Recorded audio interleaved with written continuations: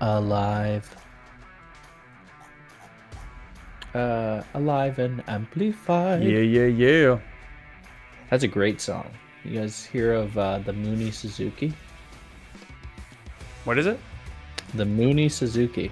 It's No. a good band. Alive and amplified. What is up, MLTVB? You guys see the movie Grandma's Boy? Great A movie. while ago, yeah. Long time ago. 2006. This band is pretty cool, but there's a song called Alive and Amplified, and it's actually in the soundtrack. Nice. Here you go. You guys get this. This is your present from me today. Don't say I didn't One of my give you favorite movies is Freddy Got Fingered. Did you ever see that? Tom Green movie. Tom Green, yeah. We used to watch that in college all the time. Is that when he goes inside a moose? No. A bear? No, A it's deer? not that. No, that's where he does the meat. He's like, "Daddy, would you like some sausage?" And then it has like in the But very that's beginning. The same movie or no? What? That's the same movie, right? It might be the moose. I can't remember if the moose is in there. But at the very beginning, he's got like, X-ray cat. I'm X-ray cat. I can see through wooden doors. I'm X-ray cat. Greatest superhero ever. Is he backwards man in that too? The backwards man. That's where the gif with the proud. He's in the car. His dad. He drops his dad, or he gets in his car. He's gonna go to college, and his dad just goes proud, and he goes proud, and he burns out in the car. He's like, "Get the fuck out of the way!" Peel it off. At the same movie, his brother gets a new car. What was it? What was the car? Did you ever see that, Ken's? Freddy Got Fingered? Yes. Yeah. Oh, it's so good, dude. A backwards What man. was that? Rip Torn is the father, man. He is so funny in that LeBaron? movie. His friend gets, or his brother gets a LeBaron. Where's my LeBaron, Dad? Dad, I want a LeBaron. I think it's something like that. That's funny. X-Ray cat. Green. I'm X-Ray cat. I That was know almost Laser Cats from SNL. what cats? Laser Cats, Laser cats with eyes. where they hold them like pew pews. Because I think I can't say that on. No, you can say guns on Twitch. Oh, of course you can. Just don't shoot them on Can't say it Twitch. That's all. TikTok. Yeah, you probably, yeah. I mean, Call of Duty and Counter-Strike are some of the biggest games on Twitch. Yeah, there's I've guns been and watching a rifles. lot Guns of all over. Counter-Strike. Guns and ammunition. Punisher has a gun. He has mini guns. He does have guns, and he knocks people out with his guns. That's what he does. That's it. Punisher does. No deaths. Yeah, as you do with guns. As you do with a Equalizes gun. One does. Yeah, what's up, guys? You know what? Why don't we give the guys right now that are already here? Let's give them a little preview. So you guys over in the Twitch chat, Matt, what do they got to hit to join? Let's let them try to join it so we can see what happens. Exclamation mark. We'll do a little Discord. test. Yeah, Oh, we're we do testing it. We need your help, guys. So join the Discord if you want to join Discord, and If we you got to want. make sure it Tell works. us what you see. Be our eyes from the inside. Oh, welcome. Oh, There somebody's he is. in. Who's There in? they are. Jiva. Do you have the ability to, See everything. like see everything and Talk in chat? another and- channel other than welcome if you can. Like general. Oh, yeah, I can see Jiva in there, so I got the notification. Why doesn't it give me an auto wave to him? I wish it did. Oh, I turn that off. Don't have permission to type in anything. He can see anything. Okay, so he just can't type, so we need to give them permission. What is your role? Does it say what his role is? Probably everyone, right? He's a yeah, well, So yeah, he wasn't given any of the roles. Okay. But it should not matter. I can sounds manage. good What do right I now. want to make him, a rival? Rules. Yeah, There you The go, third. dude. I did it. but it shouldn't Manage matter. channels, great. I What did The Rock always say? Know your role and shut your mouth? create invite. View channels, manage channels, create chat or edit or delete channels. No. Manage roles. I know for those just joining the stream right now, we're trying to figure out the Discord now that we got some live people here. Rivals can't type still. As it opposed to the seems. unalive people we've been dealing with. Zombies. Rivals can't type still, it seems. In your head. All right, we'll in figure it your out. We'll figure it out. head. They should be able to allow members to send messages and text. No, I channels. think we should forego the podcast tonight and just work out Talk all Discord. the Discord issues. Let's Don't go you into need Discord to 101. do it for each channel, right? Don't you have It's to just go a through co-working stream, guys. for each channel? Don't you have to go in and give Slow mode age restriction permissions in each channel? I think, dude. permissions? It's not private. Advanced permissions. Everyone view channel. Okay. Yeah, I mean it should. View I'm channel. not seeing any reason why it wouldn't. View channel. Send messages. Save changes. I'm gonna let you guys work that out. I'm the personality hire. What channel is this? General. All right, how about we just do the podcast, and then we'll figure it out. Yeah, it's Jiva, getting can you mad. type keep- in general? Because Jiva's usually here to the end, so if you need to go, Jiva, that's fine. But maybe stick around and we can try to figure it out after. Roles members. I have no rules. I just can't type. I can't type. I can't type in general. Like I don't know what I'm doing right now. What if we say? I am Jiva Aviri right now. To be fair, Jiva Aviri is an I know where he's anthropomorphic chair, so they don't have arms to What? type, which tracks. Apparently, you're not watching our followers' streams.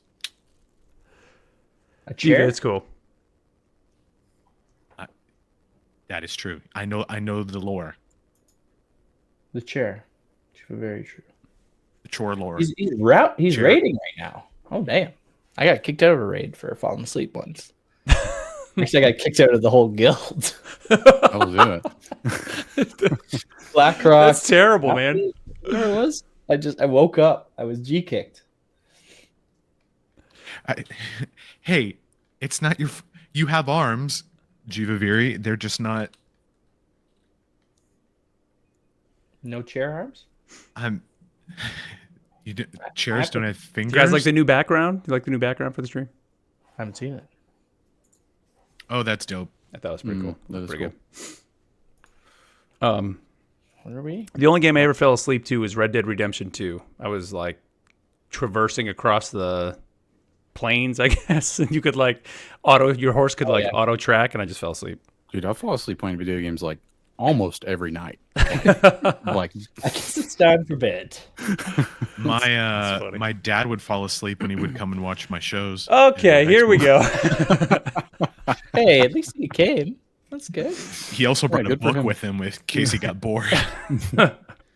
All right, on that note, let's do a podcast. You guys ready? We've been it's going a little Mark, bit. I feel like you never want me to talk about my dad. I well, don't because you understand. it always been correlates to me somehow. I'm always like the the Whoa, father yeah, figure yeah. here. It's always like, oh, Everything's- you're just like my everything's about you, dad. Mark. Yeah. Let's unpack that. Yeah, we'll talk Kens, about what does it. that mean? We'll talk about it later. It means a lot of things.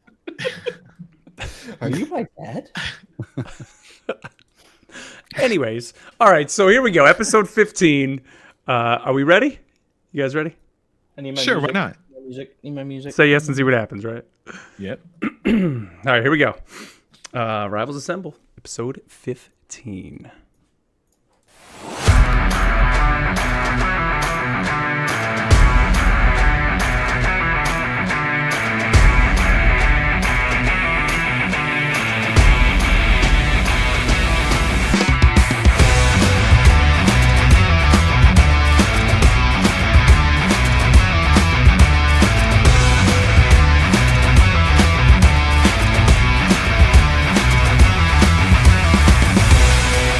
Oh, yeah. You know what time it is. That's right. It's time for Rivals Assemble, a Marvel Rivals podcast. I am your host, Mark Turcott, and you are tuned into episode 15.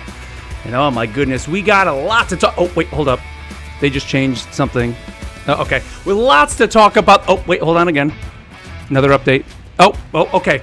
Lots to talk about this week, right? They've been back and forth with all kinds of stuff. We're going to break all that down. We got some Adam Warlock lore coming up later on in the show, and of course, a bunch of comments from you guys. So first up, Neil, what's up, dude? Born again. I'm here. Adam Warlock Day. Is it lore again, maybe, instead of born again? Or again, Adam Lorelock, maybe. Oh. I'm just coming out of my cocoon. The perfect human being. That's who I am. Ready to save the universe. Ready to do it, man. Yeah, we Let's do definitely got some good Adam Warlock stuff coming up here. Joining us also, Ken's. Ken's, what's up, dude?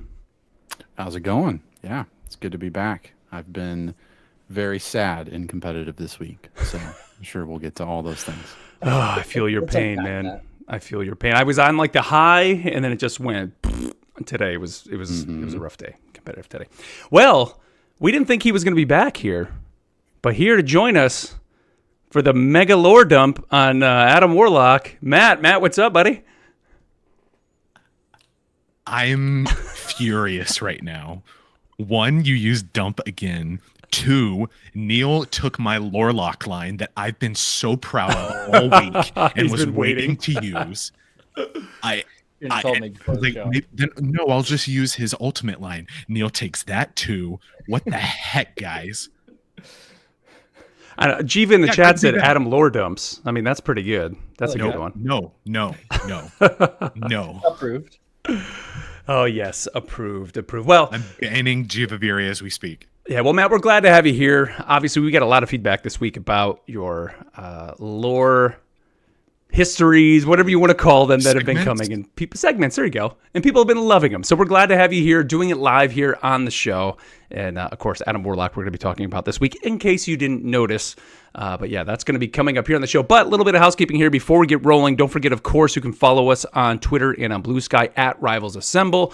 What's up to everybody over on Twitch and YouTube? We're doing the show live over there. You can follow us at Rivals Assemble Pod.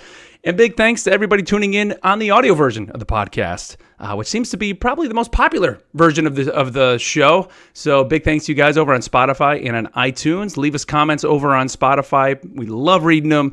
You guys make our day reading all those. And, of course, you can always email us at rivalsassemblepod@gmail.com. Now, if you were following us over on social media this week, we teased that launching pretty much with this episode is our Discord. So if you want to join the exclusive Rivals Assemble Discord and tell Matt how great his dumps are every single week, you can do that over Every in the day. Discord. Every hour. I hate you all. I'm gonna go in and ban the word dump. It's not possible. Yeah, Can't do totally that. not possible. Just watch me. Change his role. But go over, you can go, it'll be in the show notes. So if you, wherever you're tuning into the show, look into the show notes, you'll see it in there.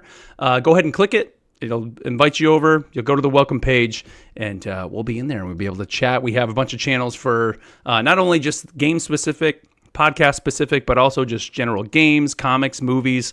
And we got a bunch of voice channels, too, so you can go in there, and it'll actually create one so you can connect with other listeners of the show, connect with us, and we can get some games in.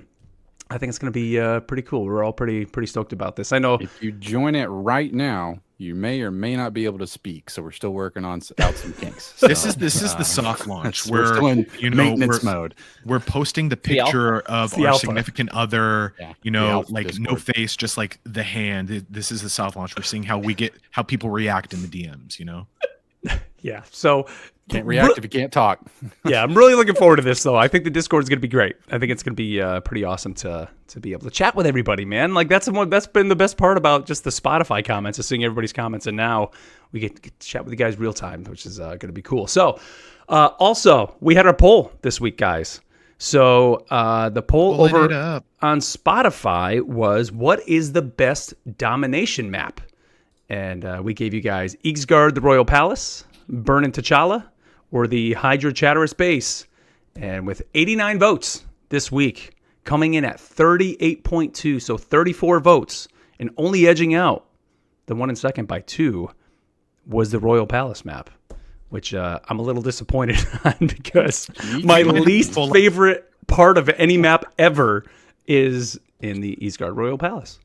Maybe we run back like an electoral college thing and just be like, actually, here's how many votes, each map gets, and like just fix it in our favor. So I want to. Did everybody here vote?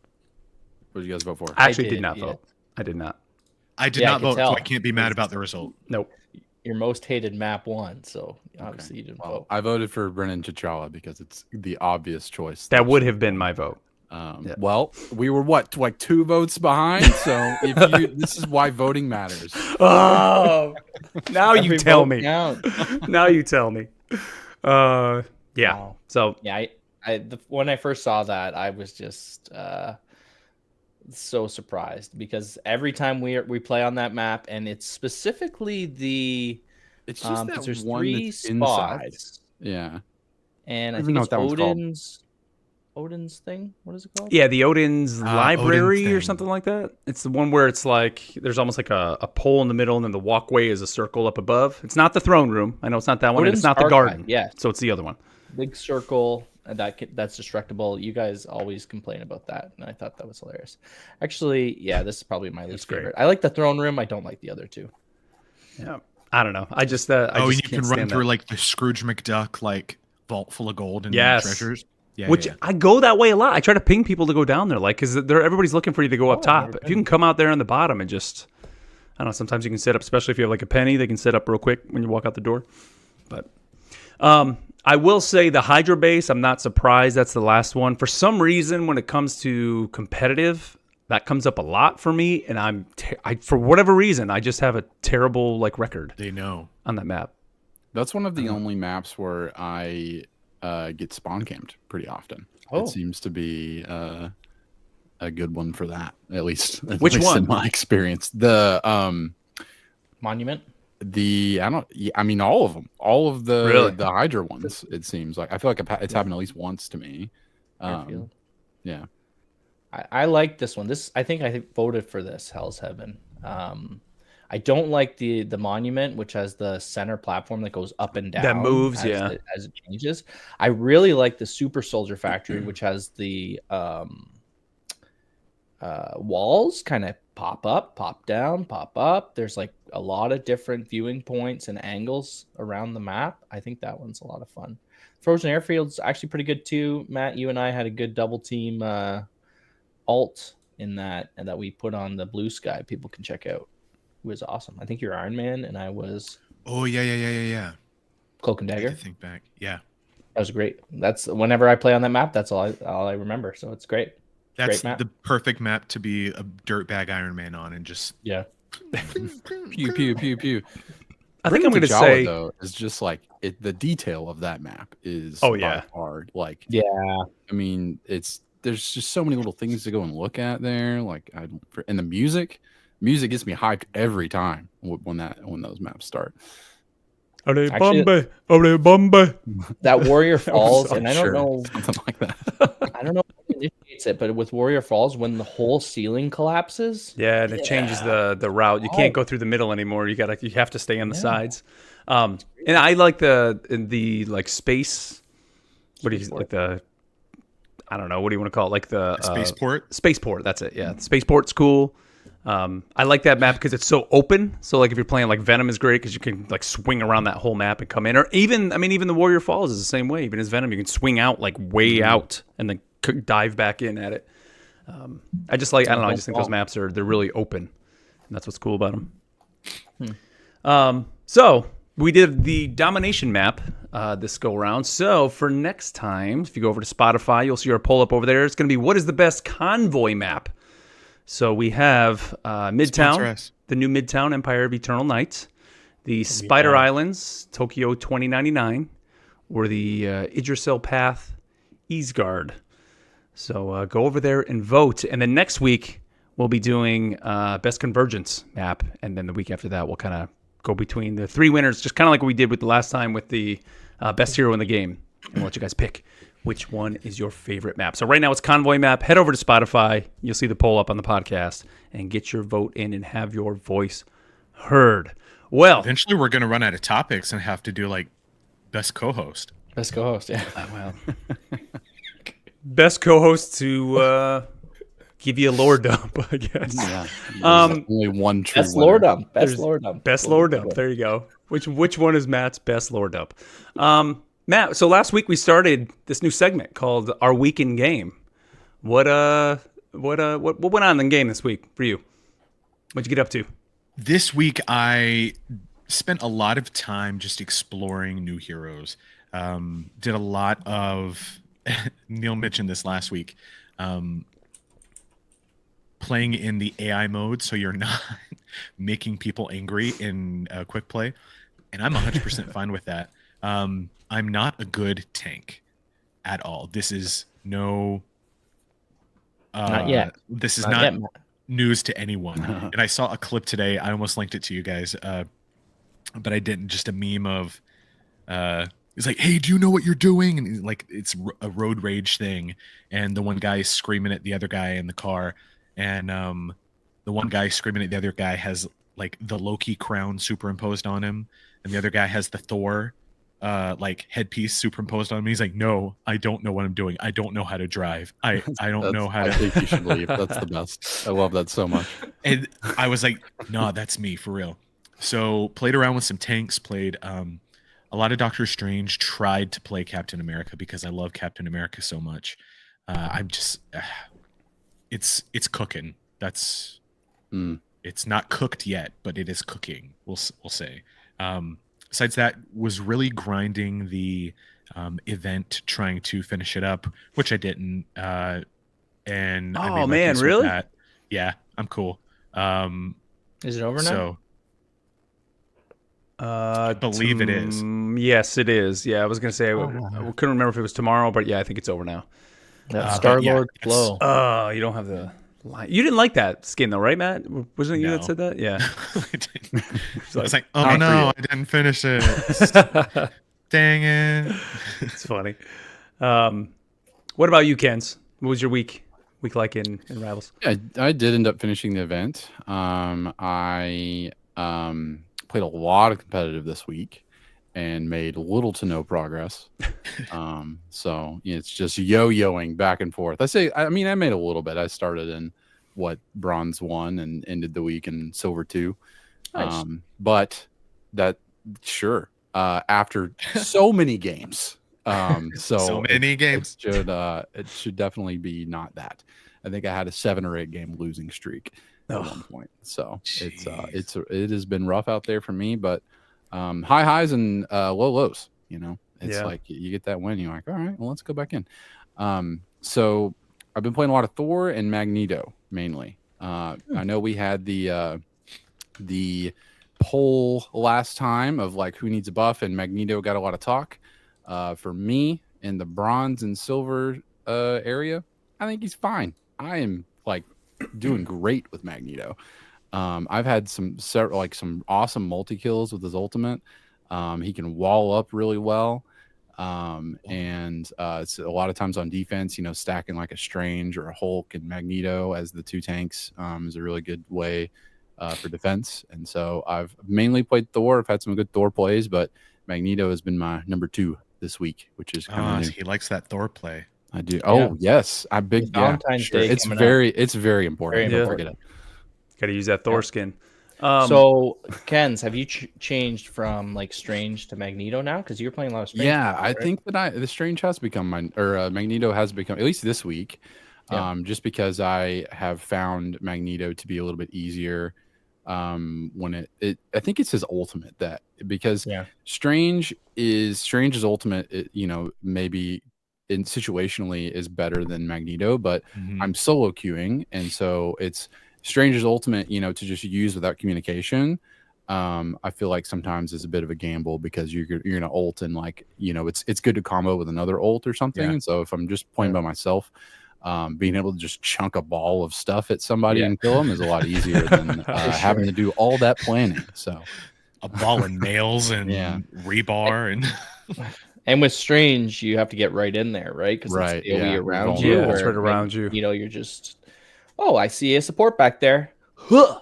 So I played a little bit more Magneto this week too, but just his shield just doesn't last long enough for me compared to Strange.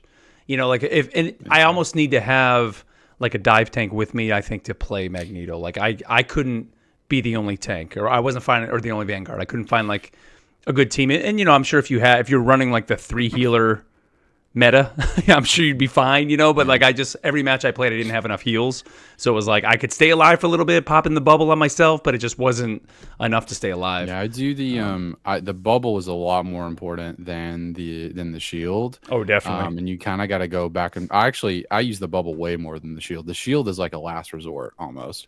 I'll use it if I know that I have teammates behind me. If I've got like a Punisher that's behind me, that I'll pop it and try to like take some fire. But most of the time I'm playing him like Zarya, and I'm trying to build that stun shot, to try to slow him down. So yeah. Neil, what about you? What'd you do this week? Well, I know you're just talking about the 3 healer meta, but Kenz, you forgot to mention we had a game with 6 healers. Yeah, we did play with the 6 healers. How'd that go? Stupid.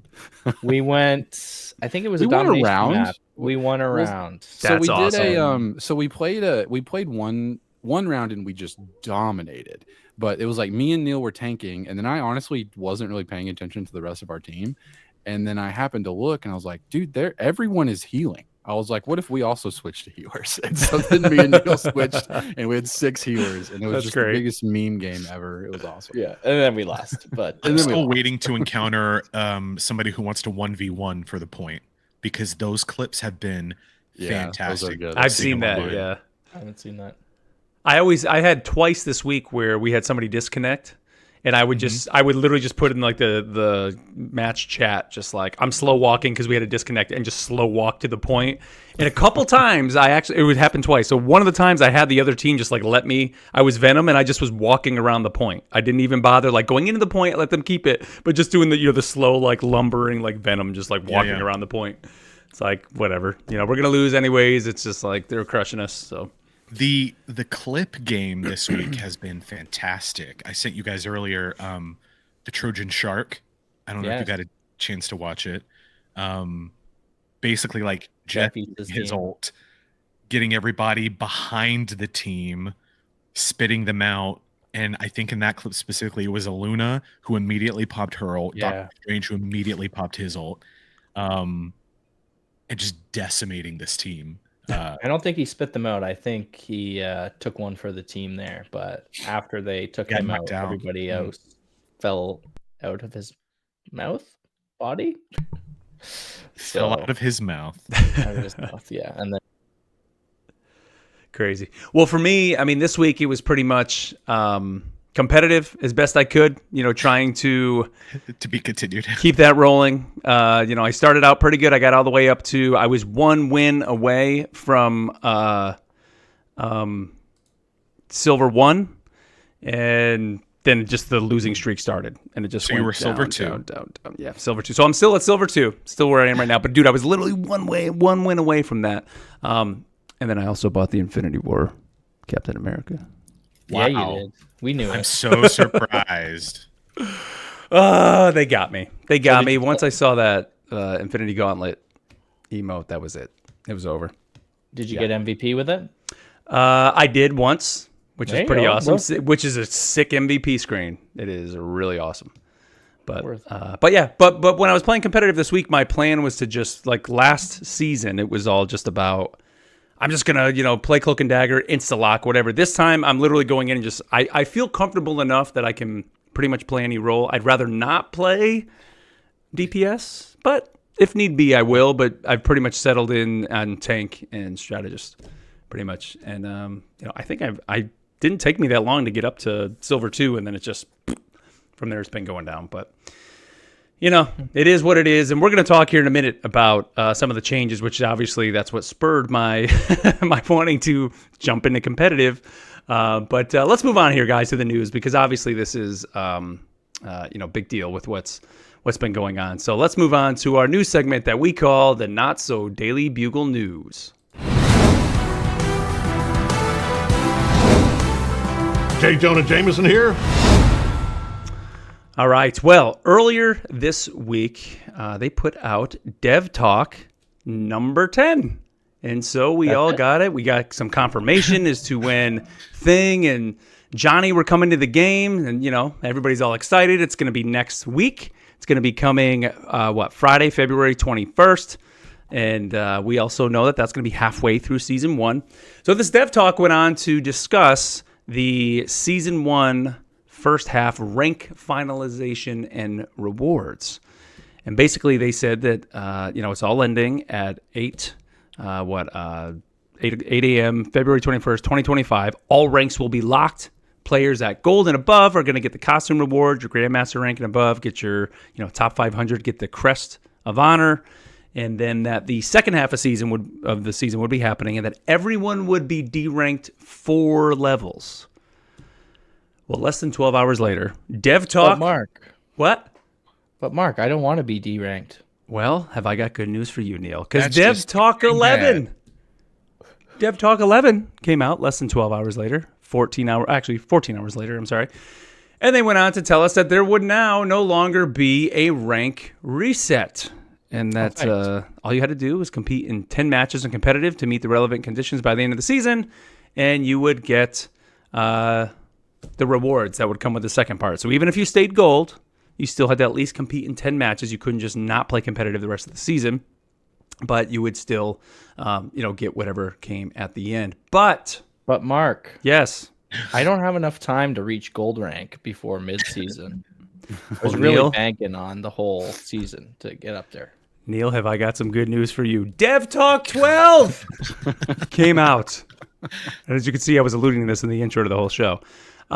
Yes, they changed it again. So now, again, the season ends February 21st or halfway through the season. Anyone who finishes it, and this is to my understanding, will get the skins or the skin that day. You'll get the Invisible Woman Blood Shield skin that day and be able to, as they say, allow them to enjoy the fruits of their hard work ahead of time. But if you're unable to get it, you can continue working at it through the rest of the season to reach gold by the end. And if you do, by the end of the second half of the season, you not only then get the Invisible Woman Blood Shield, but then you'll also get the brand new Human Torch Blood Blaze costume. Now, however, they're not including the Crest of Honor in that. So just the costumes. The Crest of Honor is still going to be a half-season break, and then there's going to be another one for the second half of this season. Yeah, But because Mark- there's no honor because people whine so much. Okay. But Mark, I don't Because want if to you're play GM, it competitive. doesn't matter. Can you just give me the skins? No. You need to play at least 10 matches. You have to play the game. You got to play the game. You actually got to play the game to get the skin. You can't just buy these skins. You got to get them. What do you guys Or think? you can't just level up to gold and say like, oh, I hit gold. I'm never gonna play comp again. I mean, that's what I I don't- did last season. Sure you can. I wasn't gonna call anybody out specifically, but now that you mentioned it, What So what do you guys think? Talk amongst yourselves. What do you anybody got a generous read here? Well, I think, I mean, I'm glad that this happened because I was trying to, obviously community feedback was not in favor of this. And in preparation for this podcast, I had kind of thought, like, what's kind of the devil's advocate approach of how could this be a good thing? And I couldn't come up with anything. So Wait, what are you talking about? The rank reset? and all how that? yes, like how, like before they set it back, like how, why, like I failed to find a positive reason as to how it could have like been good. Well, can I don't want to stop you right there, but the only thing that I could think of, because I was trying to wrap my head around it too, like why the rank reset, but the only thing I could come up with is like a regular season, if season 0 to season 1 tells us anything, it was 6 levels down. And because this isn't a full season break, it's a half season, that's why they were only going 4. But the reason I think they were planning on doing it was because they're literally introducing 2 new heroes into the meta. So like going from season 0 to 1, you had 2 heroes that come into the game that totally change everything up, or could possibly, and a new map. Now you're going to have not only a new map thrown into comp, but also now 2 other heroes coming in. So it's like, yeah, you reach gold or platinum or whatever it is, but now that we added these new things, you got to prove it again. Well, I think was their mindset, but I do understand for those that worked to get there that it does kind of suck then that you had to do it again. But like, you're going to have to do it again in 6 weeks anyways, right? Like when season 2 comes out. So that's why I was kind of like, well, does it... But although they did change that, I think, didn't they say moving forward, half season... Somewhere I thought I read that they did change from moving through the seasons. I don't know if it's going to be 6. It might actually be 4 moving forward. Yeah, 6 I don't think was the number, even though I might be wrong about it that. was in the first. It was in the first dev talk. I'm pretty sure. Okay. But yeah, I think that obviously they're not doing it. But at that point, if they're going to do it that way, why have the mid-season thing? Like, why not just break it up into 2 seasons if you're going to have the, if you're going to have that reset there? In my mind, thinking of kind of like, okay, well, what could a compromise be? Placement matches, maybe. Oh, like if you in the middle of the season, you have to do your placement matches again. Yep. Because at that point, sure, yeah, you That's a could great de-rank idea. with placement matches, but also there's a chance that you stay right where you are after doing your placement. But there are no placement matches right now. Right, but like that exactly. So that being something they could easily add. Well, yes and no. Like, it sounds like they'd be easy, but I think it's actually harder because that's like a whole system they would have to build to have the game assess where you fit in all that, I guess. Where right now it's just like start from the bottom and go. Yeah, I don't think I want placement matches. But I'm fine with the way that it is now. They're just being a D rank, but it did feel odd potentially having that in the middle of the season. But I only got to feel it for 14 hours, so that's not near enough time to fully process, what the change that was going to happen. Well, I mean, I think that's where credit needs to be given to them, right? I mean, no other company has reacted like this fast. Like, I've never seen a video game company do this. I mean, yeah, sure, we've seen some things here, more recently, I would say, rather than ever before. But I mean, this was just like, hey, we saw this, we're changing it. And then like literally the next day they added then another. I didn't expect the second change. Like, I thought it was just going to be like, okay, we're going to go with just, you're still going to be able to do the skin and that's great. But now it's just like, nope, we're not even going to do the rank reset. Just rolling with it. It's fine.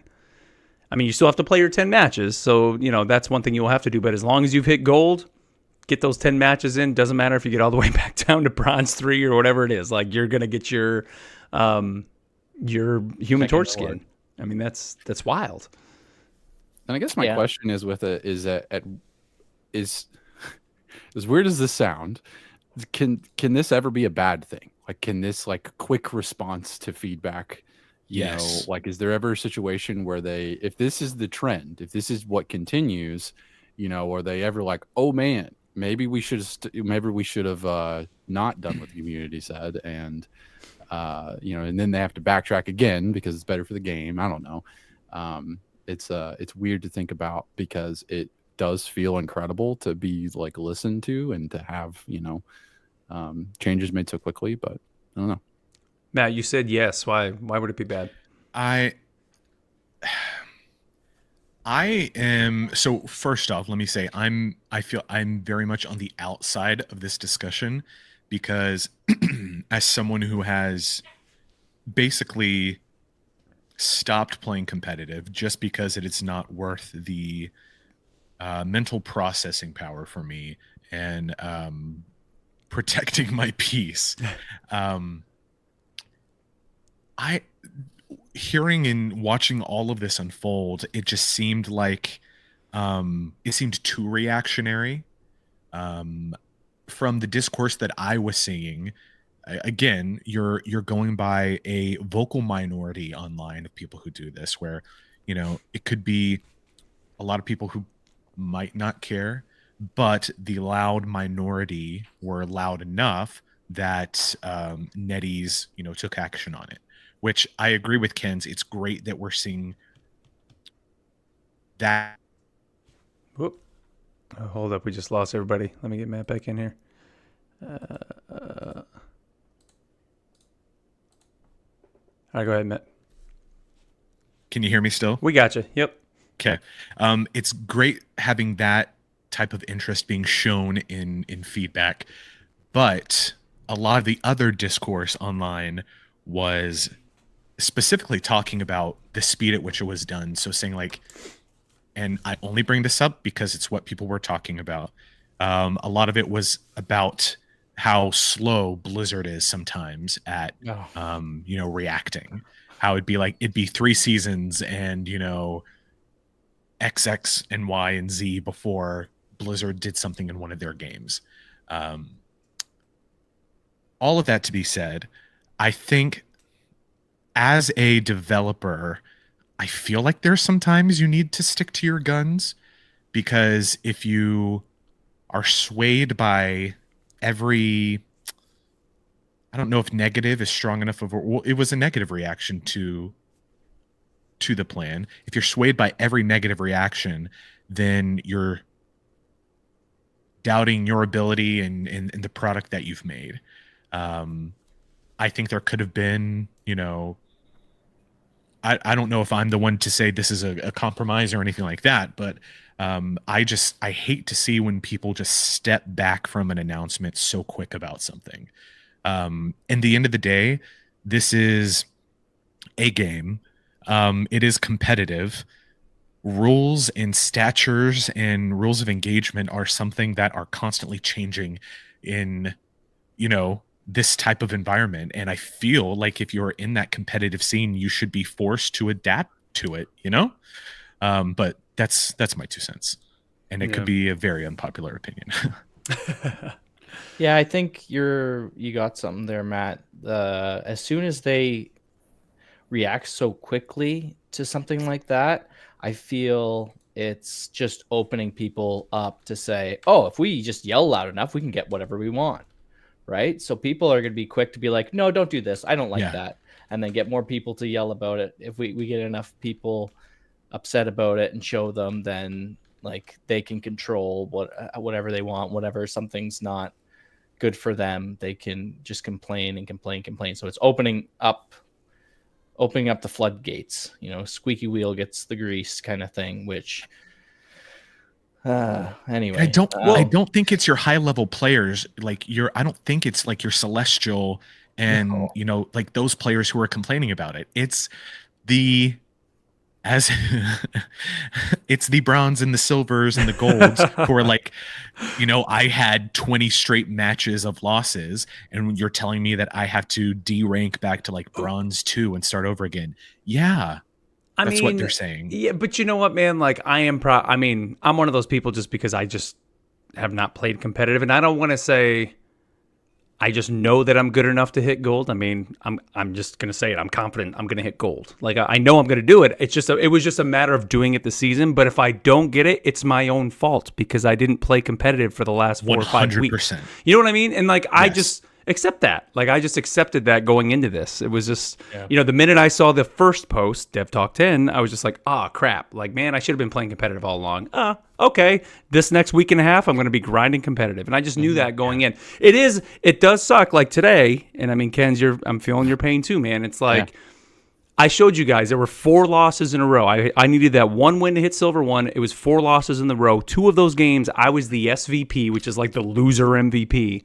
But it was like first loser, I was doing my job, man. Like I was, and it was like the rest of the team just sucked. And it really stinks. So I kind of wish there was a way. And we mentioned like the placement matches. I wish the game, and I think it already does kind of assess how you play and give you points based on that. It's not just a win-loss, a static number that it gives you. Yeah. But I kind of wish there still was a little bit more because it was like, God, man, like it's so based off those wins and losses and I don't want to say all the time it's not my your fault or whatever, but because I know it's the team that's doing it. But it's just like sometimes there's just nothing you can do to help the team. I mean, the one game I showed you guys, we ended up winning barely. I had 64,000 heals or whatever as Cloak and Dagger because I just had to be the strategist that game. The other healer had 20,000 or whatever, but it was like I was totally carrying that team. And sometimes, then you have another match that's similar to that, but you're on the losing side of it, and it's like, man, it just feels bad sometimes. But hey, I guess that's competitive. And exactly, that's literally the nature of the game. That's it. It is what it is. You don't make the rules. You are subject to the competition. Right. Yep. Yeah, so I think that there needs to be a balance with this. Again, like I think this is great, and I think that in war companies, I think that there needs to be more of this. Let's make sure we're not making emotional decisions whenever we make changes. Yeah. But let's. But I like the quickness of it. And I like trusting the community. Blizzard is an example. It's not Overwatch, but I'll never forget. And I can't remember if it was a BlizzCon or a Q&A or something, but and about World of Warcraft, where Jayon Brack, the CEO at the time, everyone wanted World of Warcraft Classic. Like, let's Winter Week. There were classic servers that were not official, and like everybody was like, tons of people were playing them. They were great. It's like, when are we officially getting World of Warcraft Classic? And Jalen Brack said, "You think you want that, but you got it." Yeah. And it's like, so that's the opposite end of the spectrum, and eventually they released Classic, and it's still today one of the carrying that game. Yeah. And so it's like, listen to your community, but also like, you are the ones making it. So, we'll give you that credit, but also we want to be heard. Well, but the only flip side of that is, and I remember mentioning this here on the show when they said they were going to release 2 heroes every season. Yeah. Don't make promises that you're not going to be able to keep. And so this could be an issue where it's like, hey, they respond so quick. And then guess what happens when they don't respond to something? Yeah. And then everybody gets mad. Like, why didn't you you responded? And so it's Neil a and fine I are also line. the voices of dissent there as well. Yeah. It's a fine line they got to walk here. So hopefully, down the line, we won't have an issue like that. But either way, kudos to them for responding to it, listening to the community. Like I said, this isn't something you see from a lot of companies, and I'm obviously glad they're doing it. And yes, they're very transparent about it. I mean, they just immediately boom put it out there, and that's great. Let's see what else. It wouldn't be a week of Rivals without new skins coming to the game, right? So we do have these pretty sick Valentine's Day Mr. and Mrs. Fantastic wedding skins coming to the game. Take my money. Let's see. The Twitter said, "A love for the ages. Susan Storm, will you marry me? Of course, darling. For now and forever." A romance unfolds in Marvel Rivals with the Life Fantastic costumes for Mr. Fantastic and Invisible Woman inspired by Fantastic Four. The wedding special, the 2005 #1. This elegant duo embodies the power of love and heroism. And, of course, these are available if you're listening to this. Yeah, it's already out there. It is the 60th anniversary, I guess, of... it's to celebrate the romance of Mr. Fantastic and Invisible Woman with their 60th wedding anniversary bundle in Marvel Rivals. Inspired by their iconic love story, this bundle marks 6 decades of adventure, partnership, and the ultimate bond of heroism. And they did show, too, right here before we went live on the air, if... they said this Valentine's Day, you can unlock a special Easter egg animation in Rivals if players on your team both have the nameplates equipped for both of them. And it doesn't have to be just a wedding one. It's either one. Any of the nameplates that are in the game for them. It's going to show this little rose kind of go around the flower petal blowing thing, in the wind, like from Pocahontas. It actually goes from February 13th till March 5th, so it's not just on Valentine's Day. That cake looks real good. So, what'd you say? The cake in the video looked real good. Sorry, I'm currently waiting for my Greek yogurt sweet treat to freeze in the freezer for Valentine's Day because I'm low sugar. I have notes on the costumes.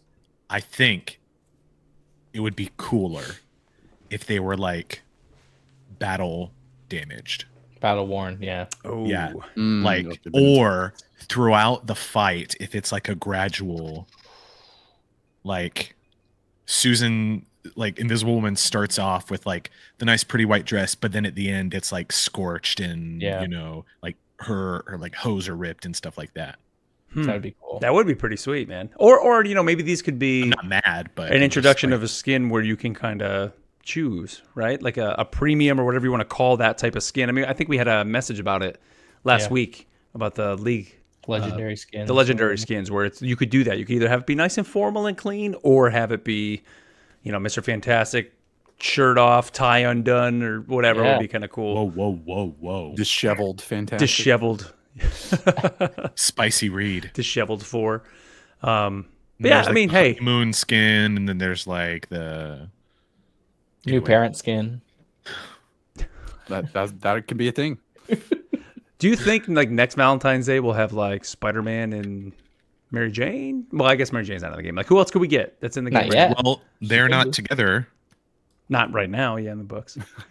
I mean, but divorce is very real. So, what if they gave us Spider-Man Renew Your Vows? That'd be sick because maybe they could give us Mary Jane as Jackpot, or I forget her hero name in Renew Your Vows, but plenty of Mary Jane heroes to go around.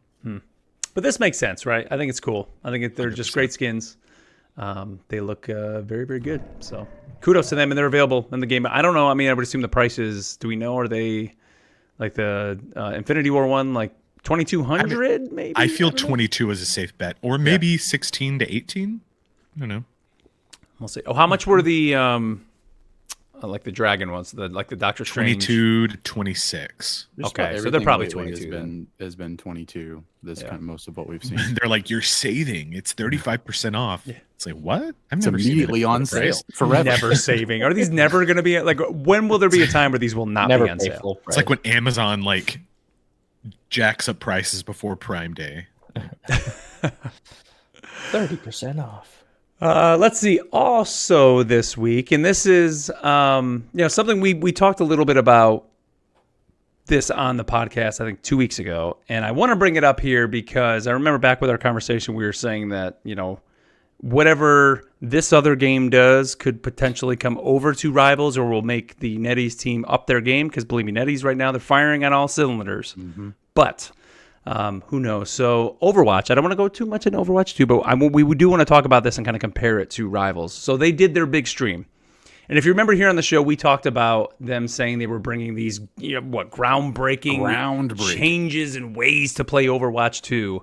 And if you haven't seen the stream or haven't heard the details of this, long story short, essentially they're adding, in their regular game mode, they're adding perks to the game. So as you play the game, I think twice it's going to happen. So you start the game at level 1, you have the hero's basic kit. Eventually you level to a level 2, you pick one of two of these perks. And there are things where, typically like the javelin you throw, you just, for Orisa, you just throw it and it just hits the enemies. Now you can charge it up and it'll actually shoot forward and shoot through everybody and kind of hit the people behind them as well and knock them all back. So dope. So abilities kind of like that. And then there's that actually might be one of the third level abilities.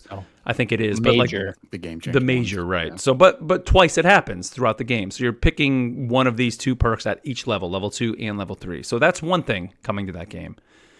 The other thing is there's a mode called Stadium Mode, which is 7 rounds. So think kind of like your Valorant in that, but in a hero shooter. You can play first or third person. So we were thinking they were bringing third person. They are, of course. I think Rivals is definitely making them up their game with that.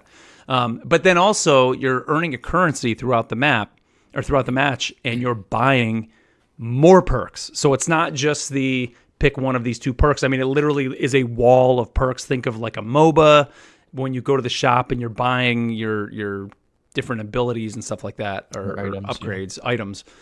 That's essentially coming to this stadium mode. And you can bank them and save it all till like round 7 and just like go from 0 to hero.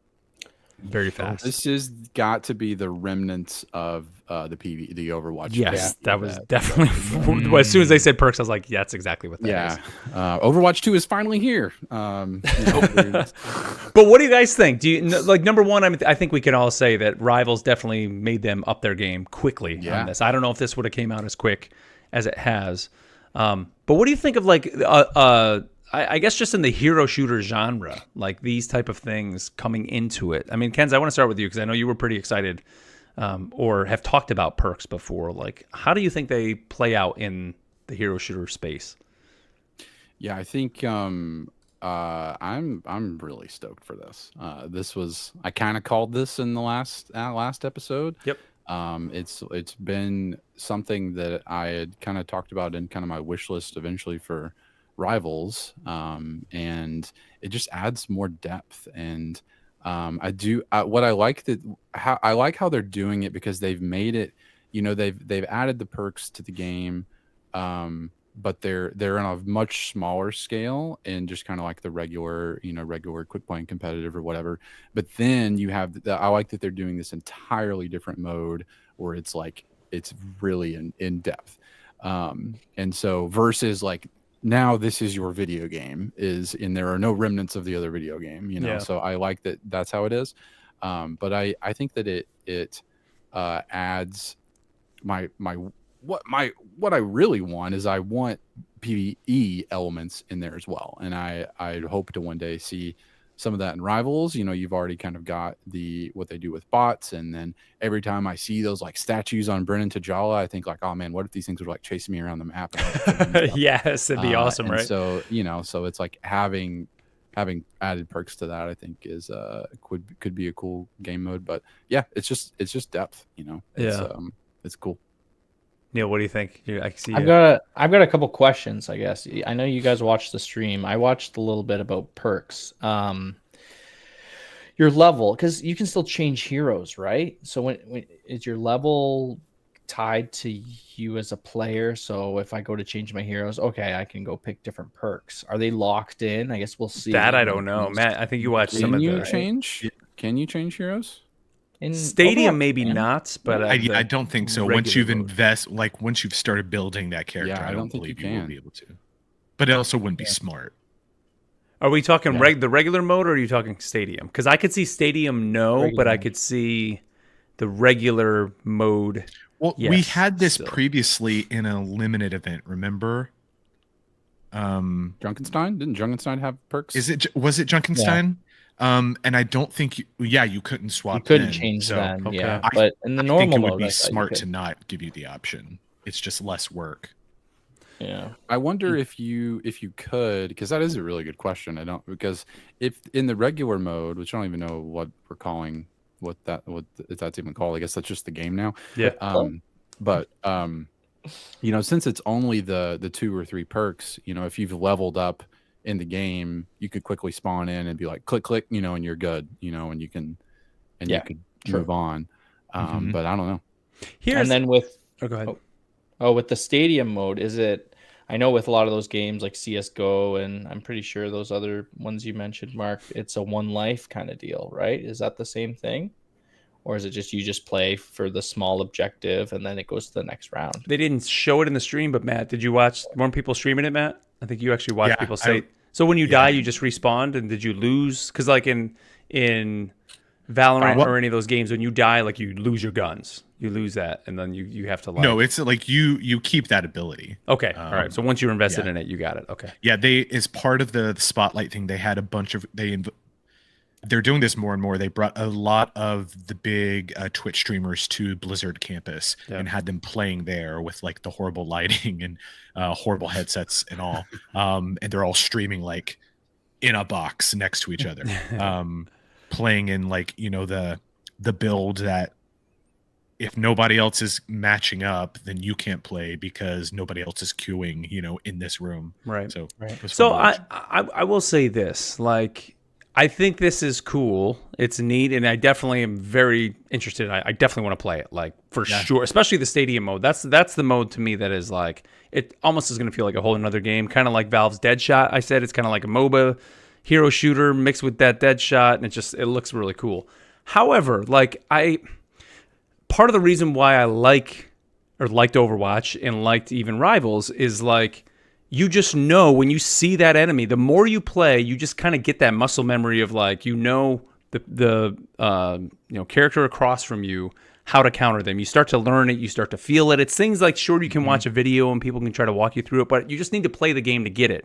And I just feel like this by adding in all these different variances within it it just totally changes the game. And then to me, I don't want to say and I mean, that's kind of the point, right? It becomes more in depth. It becomes more skill based, but like, I kind of like the way the hero shooters are kind of just because that's what they are, So it's like, and rather than go the like if I want to play a MOBA, I could go play a MOBA. I can go play like Predecessor or I can go play League, whatever, or Smite 2, whatever it is.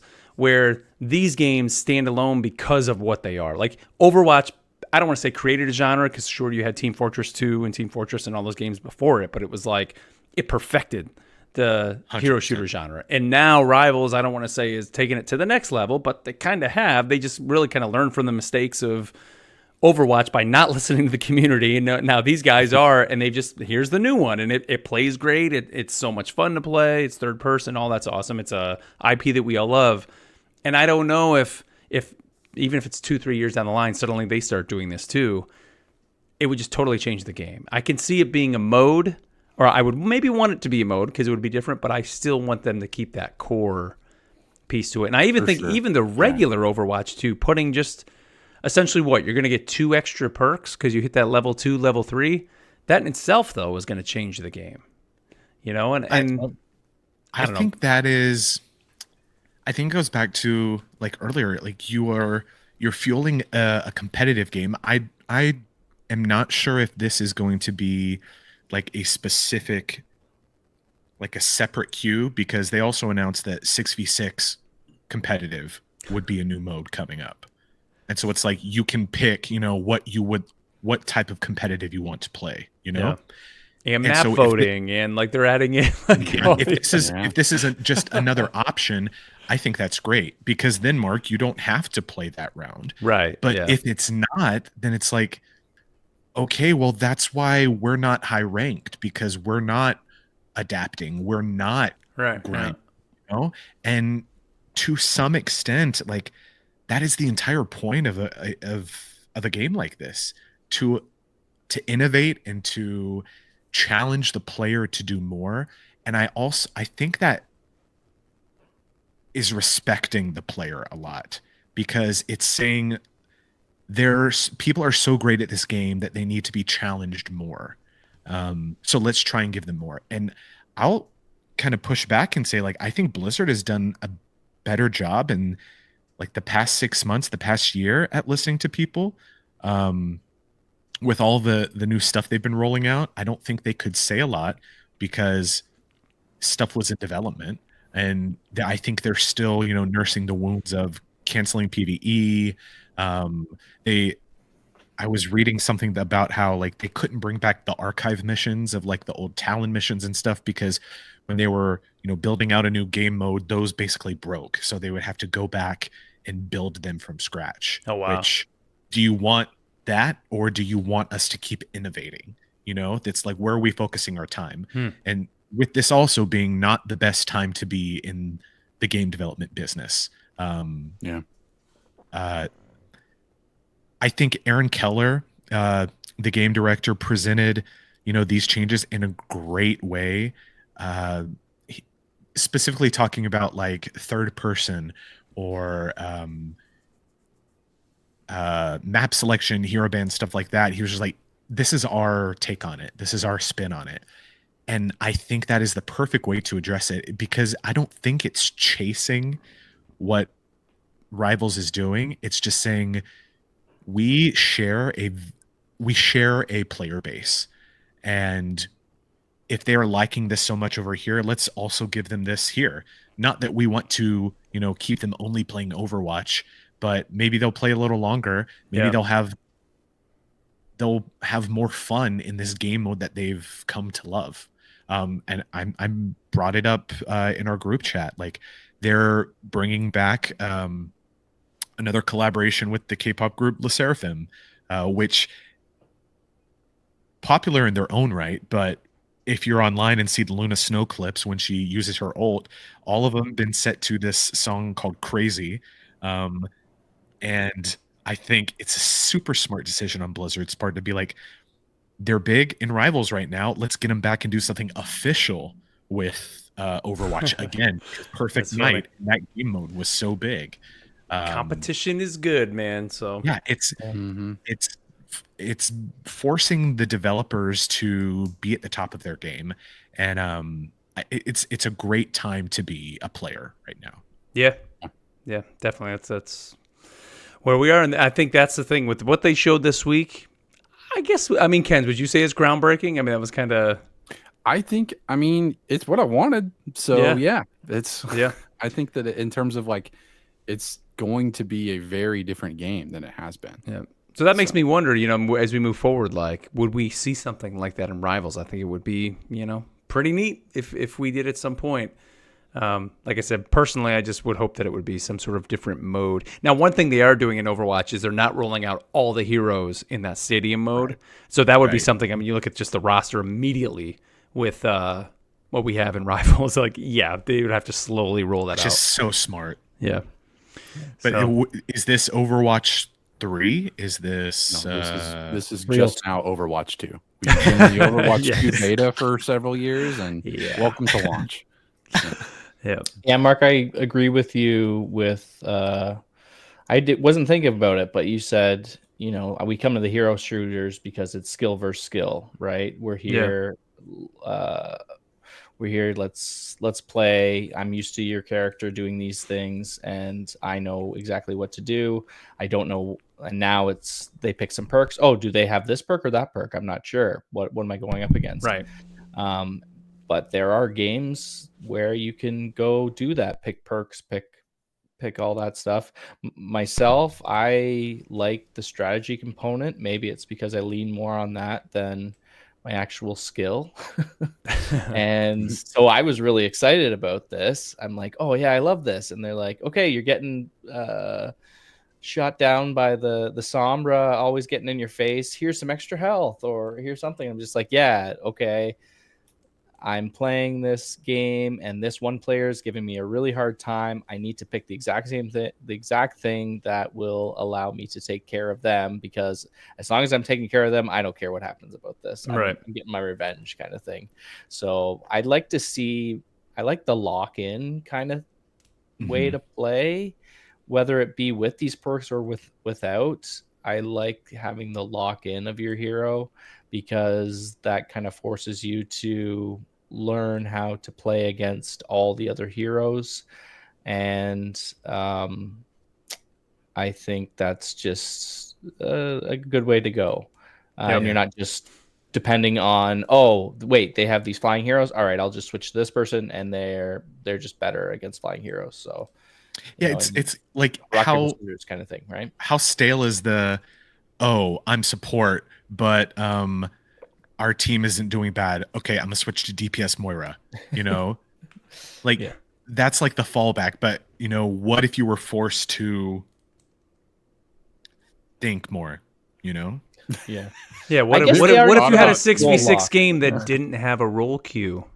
Oh wait, we do have that. It's Rivals. That right there is the argument against. Yeah. That's why Neil is our commander, Erwin, and I'm just like Connie in the back of the ring, just chilling. Well, but like seriously, like that to me, I mean, go back. I mean, what were we on episode 15? I was the guy saying we need role queue. I need a role queue in this game, and now no.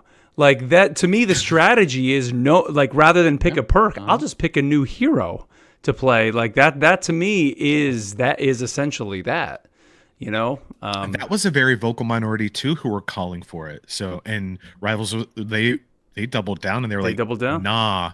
You think you want that? They were right. I thought I wanted it, and they were right. No, man. Like I will now. Like I will plant that flag. Yeah, do not do a role queue. Like it is. Yeah. It really makes you a better player. Like you become more well-rounded. Like I said, like just comp this week. I was just like, whatever. I'll play whatever role, because there are characters I feel comfortable with. Multiple characters I feel comfortable with playing any role, and I can do that. And then I know who to switch to. And like that is just a cool way to play the game, rather than just dude, lock in all the time with the same people. All right, real quick too, we forgot to mention there was a new patch that came out, a little quick one, nothing major thrown in there, but that flavor text, man, they put that flavor text in those patches again. So Neil, I think you put that in there. Do you want to go through some of these? If you flavor text included, just because you guys don't always read the patch notes. You say you read them, okay, yeah. But we learned last week that you don't get to the end. So sure, Doctor Strange's portal power fixed an issue where Doctor Strange's portal could be interrupted during the placement phase if an allied Loki transformed into him. Of course, everyone runs into that problem all the time. The Sorcerer Supreme's magic now flows uninterrupted. Yes. Thank you, Guan. Yes. So there's just bug fixes. Oh no, you got to read Jeff's. Yeah, Jeff's is a good one. You don't have to read the whole thing, but just get to the end. Like what? Yeah. My boy, that's my boy. Jeff Landshark's bubble trouble resolved. So I think that's pretty fun. Resolved. Oh, that's I guess what it's called. Is that love an alliteration. I guess that's the name of the ability. I should actually read these ability names. No, resolve the quirky situation where Juff's bubbles could, in rare instances, sneak past Emily healing gates into the spawn room. No more bubble bath break-ins. Oh yeah, Bubble bath Neil, break. I want you to try to read your daughter the patch notes, like for her you know what? bedtime I bet you story. they would love it. They would all love it. I'll bring them out tomorrow night. and Read I'll, the uh, patch notes to the kids. This is See our if they- bedtime story tonight. Is Marvel Rivals patch notes. Please enjoy. Picture Neil as the dad who like with his kids grow up and they're like, Dad, did you used to read us like the instruction manual and stuff? And he's like, yeah. That's all I He's got. like, you just use real fun voices. Oh, that's funny. Now, we did forget to mention too, and I think it was the Dev Talk 10, they did say that there are going to be some pretty big game adjustments coming. Pretty big patch notes for the big release next Friday too. So mid-season.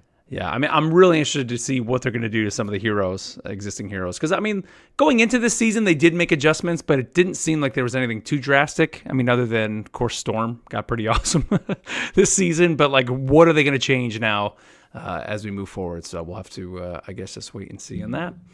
But, all right, well, that's going to be it for the news, guys. Let's move on to our lore segment that we call the Cerebro Files.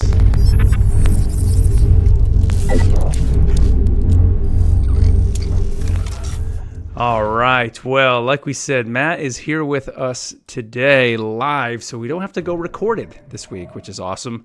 And as promised, we are breaking down Mr. Adam Warlock this week, which was suggested to us. So without further ado, Matt, I'll let you take it away.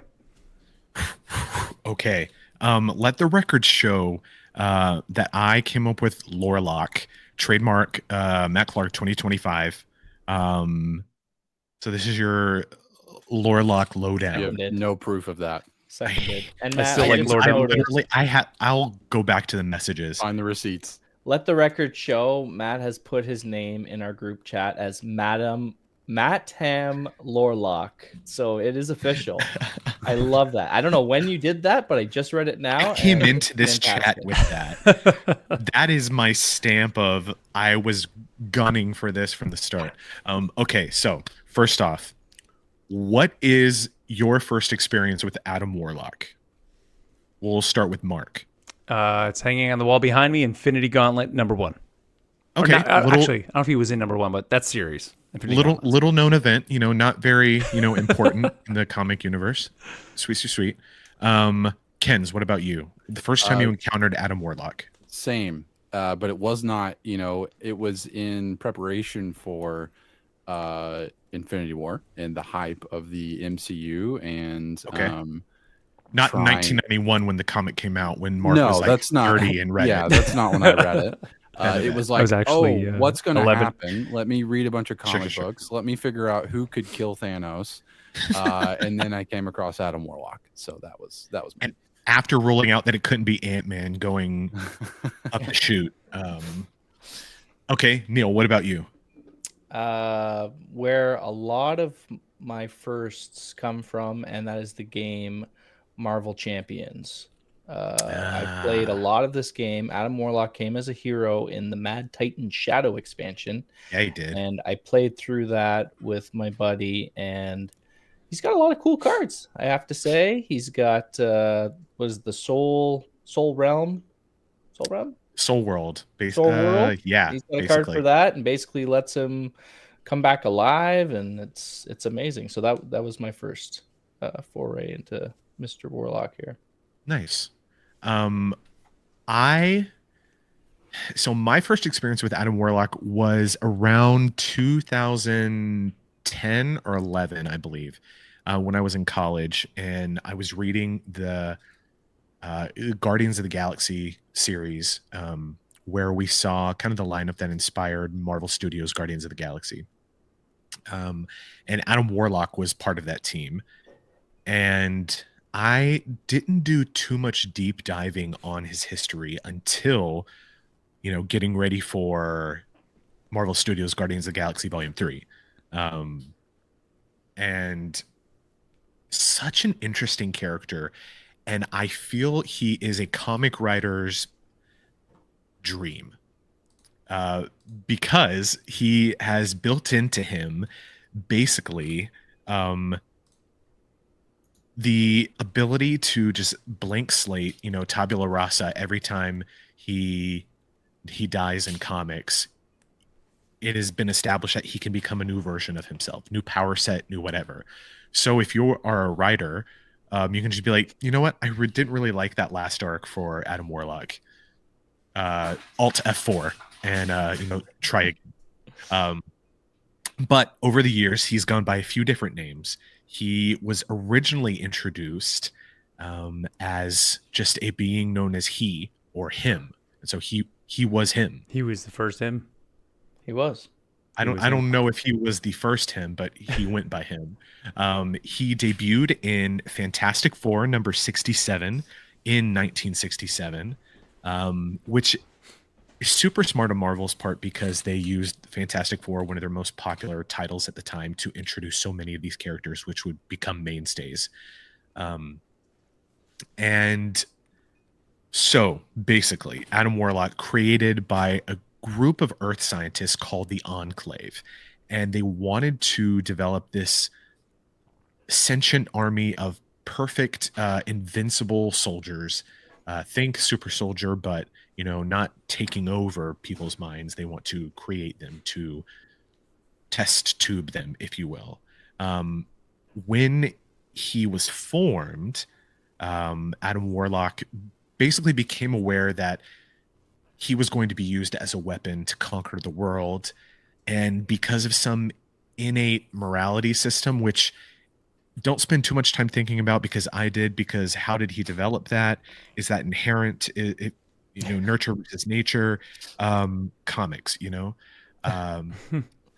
emerged from this cocoon and basically as this omniscient, all-powerful being, and immediately rebelled against his creators because he considered them evil. So at conception, he had a clear delineation between good and evil, which is wild, and had all the power to, do whatever he would like. Determined that Earth basically wasn't ready to handle him and got out of town after he took care of all of the scientists and their lab, basically. He said the Earth is not ready for this.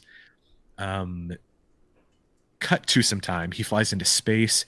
He's a huge cosmic character. He runs into the High Evolutionary in comics, if you're familiar with him. And the High Evolutionary is busy establishing this planet on, basically the opposite side of Earth's rotation. What's the rotational path? There's a word for that. Orbit? Thank you. On the opposite side of Earth's orbit, called Counter Earth, that is like the test planet where there was no evil. But somebody got onto Counter Earth named the Man Beast, and he introduced evil to Counter Earth. The High Evolutionary is like, hey, yo, I need somebody to take care of this. Adam Warlock is like, send me. At this time, he'd already died, I think at least once, due to a fight with Thor. Sounds right. But it was a sick fight where basically he took blow after blow from Mjolnir, being like, what do you not get? What's the line from you wanna stop me, you're gonna have to kill me. Ozark.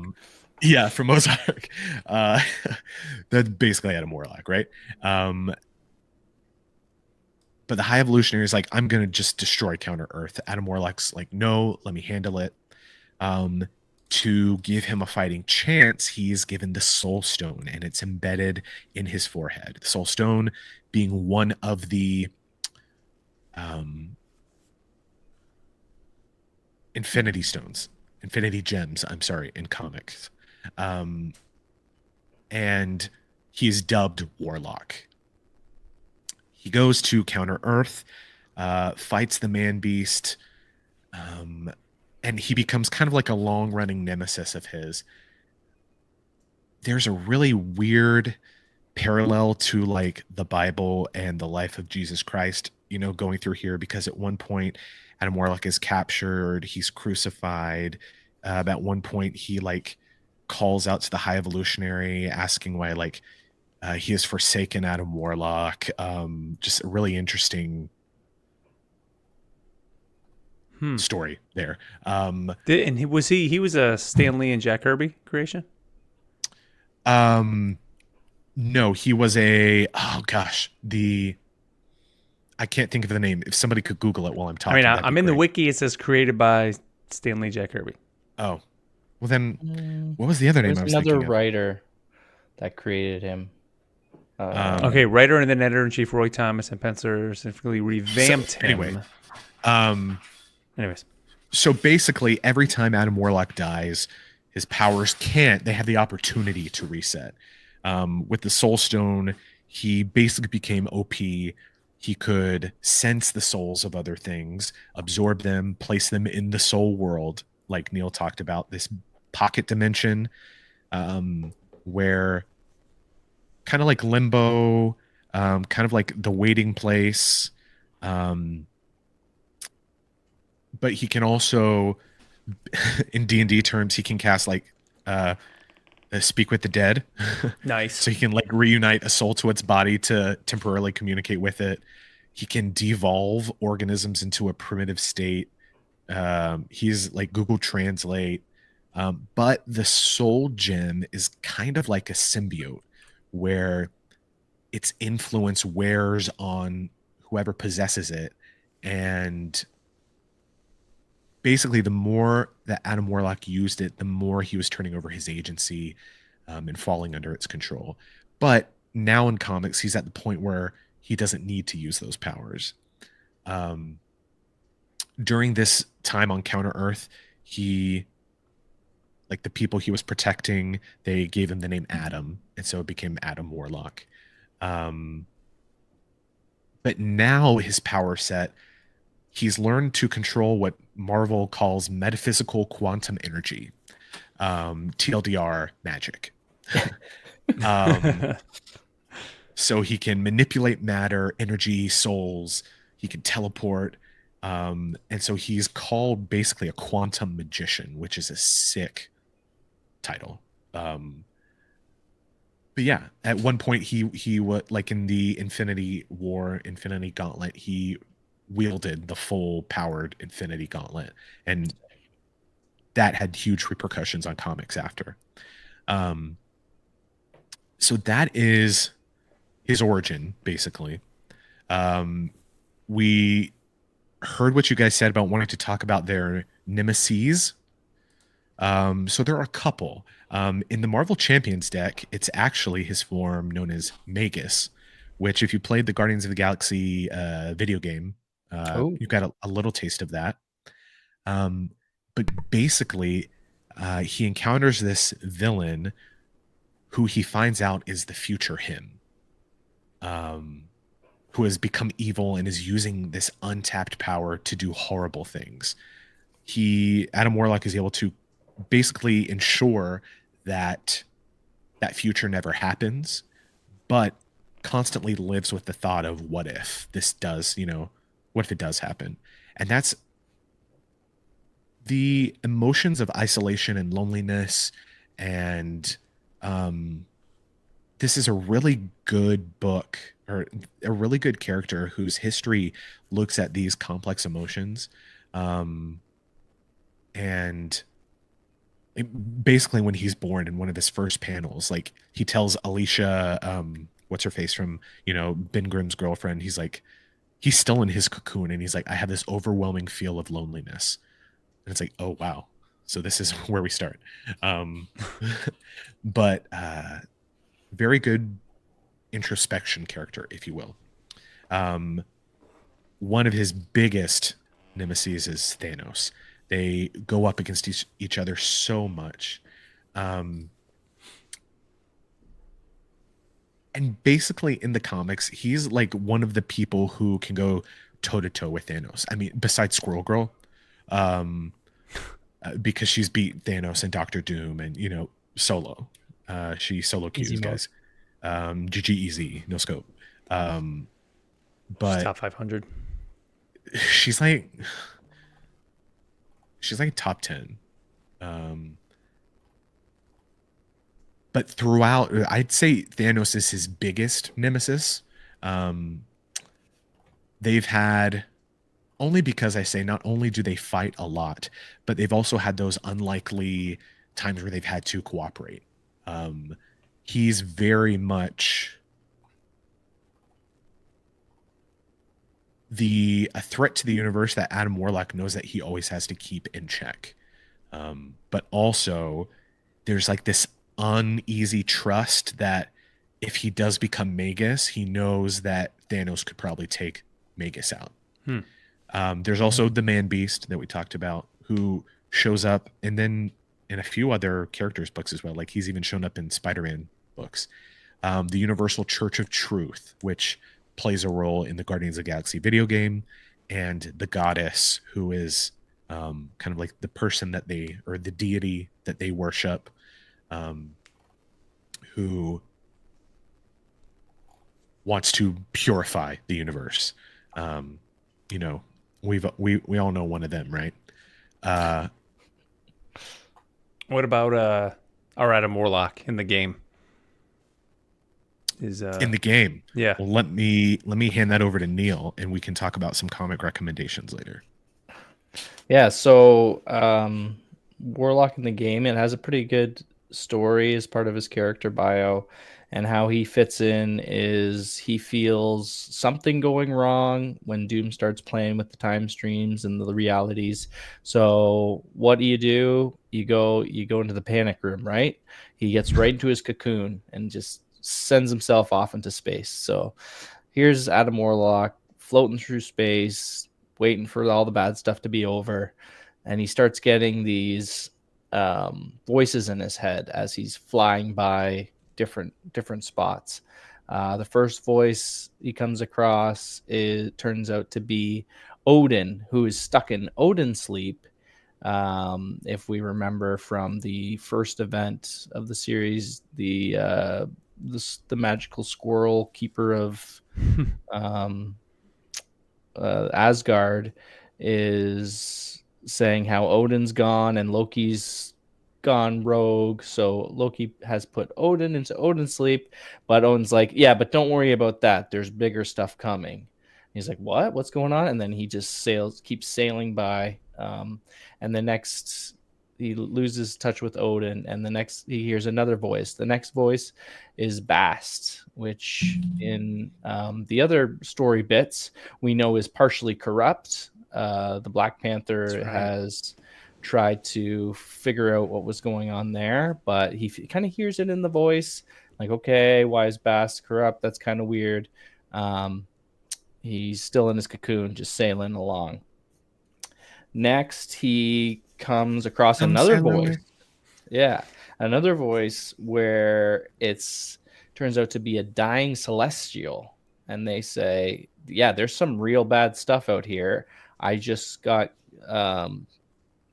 was defeated by this evil force with his sword, and then it starts coming on to him where dark thoughts start reaching into his mind, and it turns out to be Null. And Null has killed the Celestial and is coming into Adam Warlock's head, and Nice.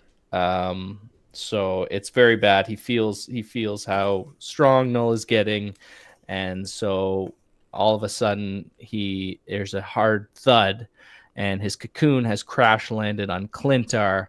And this is where he meets up with everybody, with the crashed Milano on Clintar, and ready for their favorite domination? No, Convergence. Domination, whatever the convergence map. Thank you. Ready to Stop move that vehicle! Ready to move Yeah. a big blob of They're halfway symbiote down there! the road. Yeah, so he meets up with the Guardians there. Another epic victory. They almost ready got to it. take on Null. Sorry. Any comic recommendations you got, Matt? Yeah. Okay. So I'll try and go through them really quick. So there's Fantastic Four 67 from 1967, first appearance, he, him. Marvel Premiere 1, 1972. This is the High Evolutionary storyline where he's named Warlock. That's Whoa. my dog. Again. She doesn't like Adam Warlock. The Warlock series from 1972 is his first solo title. The Magus Saga, 1974. This was spread out across a few different books, but basically collected under the title Warlock in the 80s. So you should be able to just read it there about him going up against his evil self. And then, like Mark mentioned earlier, the Infinity Gauntlet event. Adam Warlock's one of the few people that can defeat Thanos. There's an iconic panel at the end there where he's holding the Infinity Gauntlet and he says, "Let the conflict end." You can Google it. It's just a sick panel. That is in 1991. After that, he establishes the Infinity Watch, where basically the Infinity Stones are split up and each one is being held by someone who's basically protecting it. So there's the Destroyer, which is the big machine from the Thor movie, if you remember that. Has the Power Gem. Moondragon, who is part of Guardians of the Galaxy, has the Mind Gem. Gamora held the Time Gem. Warlock the Soul Gem, and then Pip, which we won't go into now, had the Space Gem. For a time, he even hid the Reality Stone, the Reality Gem, with Thanos, because Thanos understood that he couldn't use it without the balance of the other stones.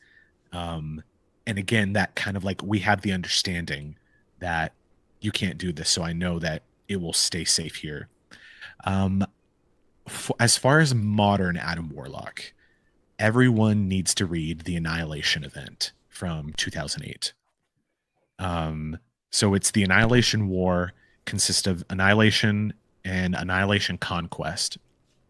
And so basically, in this event, Annihilus, who is a Fantastic Four villain, he leads this invasion army from the negative zone into the positive matter universe and is trying to basically take it over. And on the first day of his invasion, it said he slaughtered 1 million worlds, like huge epic scale mega cosmic event. I never finished all of it, but I'm doing that right now, reading through it. Conquest is what is kind of like the Annihilation is part 1 of season 1. Annihilation Conquest is part 2 of season 1. Basically think what state the galaxy was in after the events of Return of the Jedi, how the Empire was basically in tatters, no leader. They're just factions across the galaxy, still trying to carry out this directive on their own. That is what happens in Annihilation Conquest, because, spoiler alert, Annihilus gets defeated. Phew. And so we're seeing all these different episodes across the galaxy of people trying to squash the remaining forces here. But it becomes more complicated because this race called the Phalanx decimate the Kree. And it's revealed that Ultron is basically leading this attack. And there's this whole thing where he captures the High Evolutionary and forces the High Evolutionary to deposit his sentience into Adam Warlock because he wants this immortal body. But he's like, no, it'll kill Adam Warlock. And he's like, I know, do it. And he does it. And Adam Warlock dies. And Ultron becomes Adam Warlock. Oh, Crazy. How did he come back? Comics. You'll have to read and find out. Cocoon. But Nice. it's Annihilation Conquest is really like focusing. If you've read Star Wars The High Republic, those first few novels where it's so episodic across the galaxy and then characters gathering. Dan Abnett was the main writer, and he would go on to do the 2008 Guardians run where we see Star-Lord, Gamora, Drax, that team come together. and they were all main characters in this who are on the edges of the galaxy and are just brought together. And so it's such a masterpiece of an event. You can read the 2008 Guardian series after that, and then most recently Warlock Rebirth, which was in 2023. How we've talked about how Marvel is taking moments from their past and inserting more stories. This happened between the events of the Infinity Gauntlet and Infinity Watch, where Adam Warlock teams up with Gamora and the Genus Vel version of Captain Marvel to investigate the birth of a new perfect being just like himself, known as Eve Warlock. Nice. That's all I'll tell you on that. I actually read Sweet. that series this week. Very easy read, like quick to read. Yeah. And a lot of action. You get Doctor Strange in there too. I got to learn a little bit about the Infinity Watch and Pip the Troll holding the space stone. Space stone.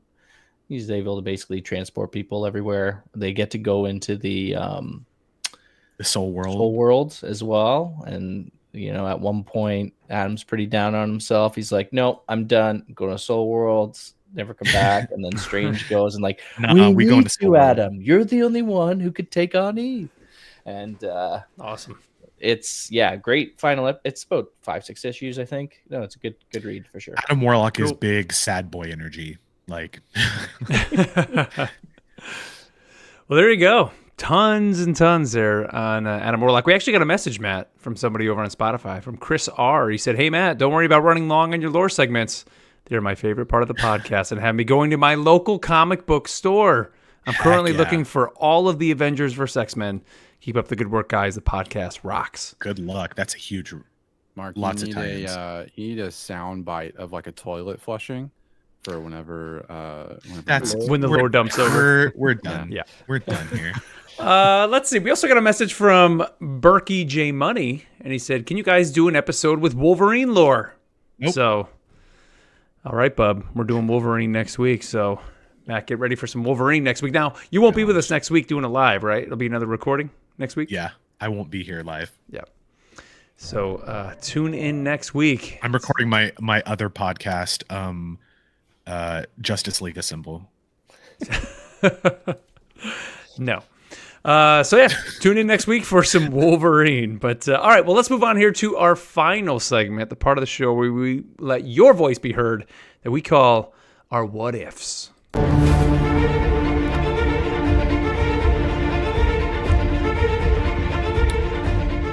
All right, well, don't forget, you can always email the show to rivalsassemblepod@gmail.com, or the best way to get in touch with us, of course, hit us up on Spotify. You can go over there and leave us a comment, just like Matthew Biggs did. And he said, "I love the lore dumps. These are great.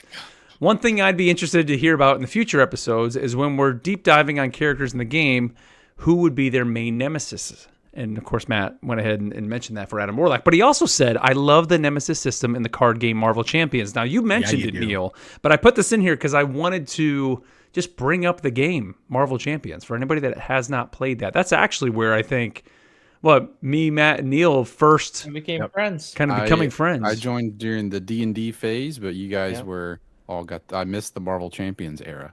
Yeah, so if you have not played Marvel Champions, it is essentially a PvE card game where you can actually play by yourself and you have a hero deck. So think Spider-Man, Doctor Strange, Hulk. I mean, now there's so many different hero decks out there. And you actually battle a villain and you're just flipping the cards over. And not only are you fighting the villain, but you're also trying to stop them from committing a scheme, which could be, maybe robbing a bank or whatever it is. And you have to choose, are you going to do damage to the villain to take them out, or are you going to try to suppress the scheme that they have going on? You can play up to 4 players. There's multiple modules that are out there. Like Neil had mentioned, there's one. What was the Mad Titan Shadow. Mad Titan, which was all the Thanos one. There was Infinity a and- Red Skull one. There's now been 3 X-Men ones, I think. Actually, Yeah. for Christmas this year, I got the first X-Men one and the Magneto deck. And Agents of S.H.I.E.L.D. is about to come out. Oh, Ooh, nice. nice. And Yeah, we, another we're cool such part of nerds. They come with like the playbook, and they come with like a comic storyline of the campaign. And so after we'd beat like going through the campaign, we'd beat it and we'd be like, okay, now we have to read the comic The and we have to two-page voice act it. I get to be Hulk this time. But another cool part about the game is not only are you doing that, but you can flip between hero and alter ego. Yeah. Because you're taking too much damage, and that's the thing about the superheroes, right? They're not always in hero form. They got to live their day-to-day life. Well, not Adam Warlock, but he still has his alter ego form. So when you're in alter ego, the villain doesn't know where you are. He's not going to be attacking you, but he's to be working on that bank heist. That's So work. it's a cool little balance. Lots of strategy, lots of cards. They give you Lots of cards.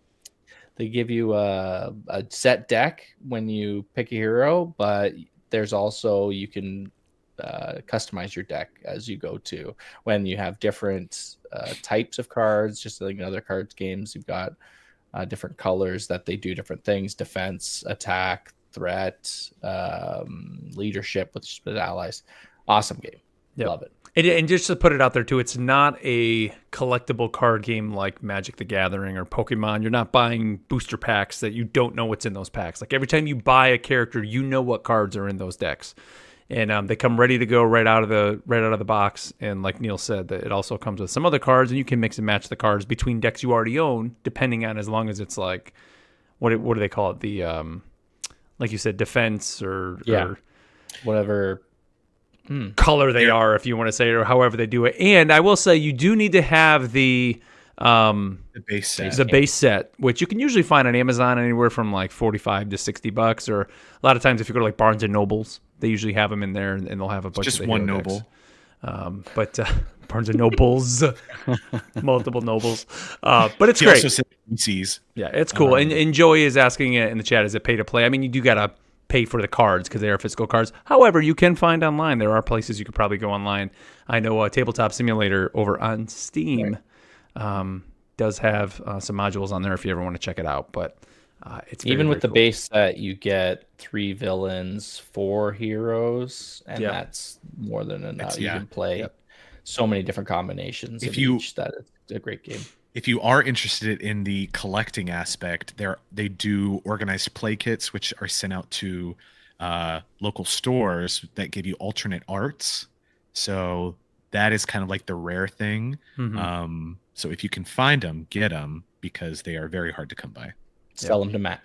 Sell them to me for very cheap. And like I said too, I mean, you can play it by yourself. Like that's the cool thing about it. It's like you literally Play with yourself or play with your friends. sitting down to play a card game just by yourself, which sounds strange to say, but you can. Like it's great. Let's see, we got another message. This one came to us from King Cheese Puff, and all he said was, "Matt's dump was huge." Fired. I just had to put this in there because I just want to pull the curtain back a little bit and let you guys know, like, every message you leave on Spotify pings us or pings me on my phone to let me know that you've left us a message. So that's why a lot of times you'll see they're favorited right away. And, I was at work, just having a bad day at work. I'm a pharmacist, so, old people yelling at me, whatever it is. It's just like, struggling, busy. And then out of nowhere, King Cheese Puff's message comes across and just makes my day. Matt's dump was huge. MVP. Oh, it was so good. Tim, that part in Home Alone 2, Lost in New York, when Tim Curry finds out that Macaulay Culkin's been using his dad's credit card, and he does like the classic Tim Curry like Grinch evil smile. Yeah, that's what I feel like you got on your face, Mark, when you saw that message. You're just like in the back of the pharmacy, like, yes. Yes, huge. So good, man. Let's see, we got another one. This one comes from Genghis Connor, and they say, great episode, gents. Just curious on your thoughts of how the battle pass is structured. Other games like Call of Duty, Fortnite, etc., you progress through the battle pass just by playing. But with this, it's a currency-based system that you only earn points from completing the missions. I'm personally not a fan of because it forces you to do specific mission or play as a certain character, etc., just to make progress. So, what do you guys think? I mean, I know we've talked about this a little bit on the show before, I know. Yeah, for me, I like it. One, because it gets me to play characters I don't usually play. And, but on the other side, you can also ignore it because there's so many slots for your missions. I don't know if they run out. Like I have a huge list of missions I need to do. So you don't have to be quick to like go in every day, get those missions done. I guess there's the daily parts, but you can hold a bunch of those too. They make it nice that it's not a job. It's just something you can pick away at as you go. Rather than have to kind of like, okay, we got to get in here, get all this done so I can get my battle pass. We'll see at the end of the season if it hurts me or not, but I'm not even halfway through the battle pass yet. So hopefully I'll be able to earn all my rewards. I unlocked the gallery card this week, and I bought just the base one. I didn't get the boosted one. Unlocked the gallery card, and I'm working on the Iron Man page. Yeah, I think. And one thing I do want to tell people too, if you don't like the missions, I mean, unfortunately, that is the only way. I kind of wish you did get a little something with playing. I feel your pain there, but don't forget that you get 3 refreshes on not only the daily missions but also the challenges, which are the every 2 day, every 24 hours you can use a refresh. So like a lot of times I'll get the one that's like, get 5 health packs. And like, I never chase health packs down. And before I used to go and play like Doom Match or play one of those modes where instead I just refresh that. And a lot of times you'll get one that's just like, do 2 sprays. And it's like, okay, I'll just do 2 sprays or 2 upvotes. Or just don't whine about it and get the 5 health packs and then refresh. Man, I'm so good I don't need the health packs, man. What? I knew that was coming. Huh? I love Matt's face. It's just that. Get the hell. I'm not chasing down 5 health packs. Heal me, damn it. That's what I'm saying. Like, what are you talking about?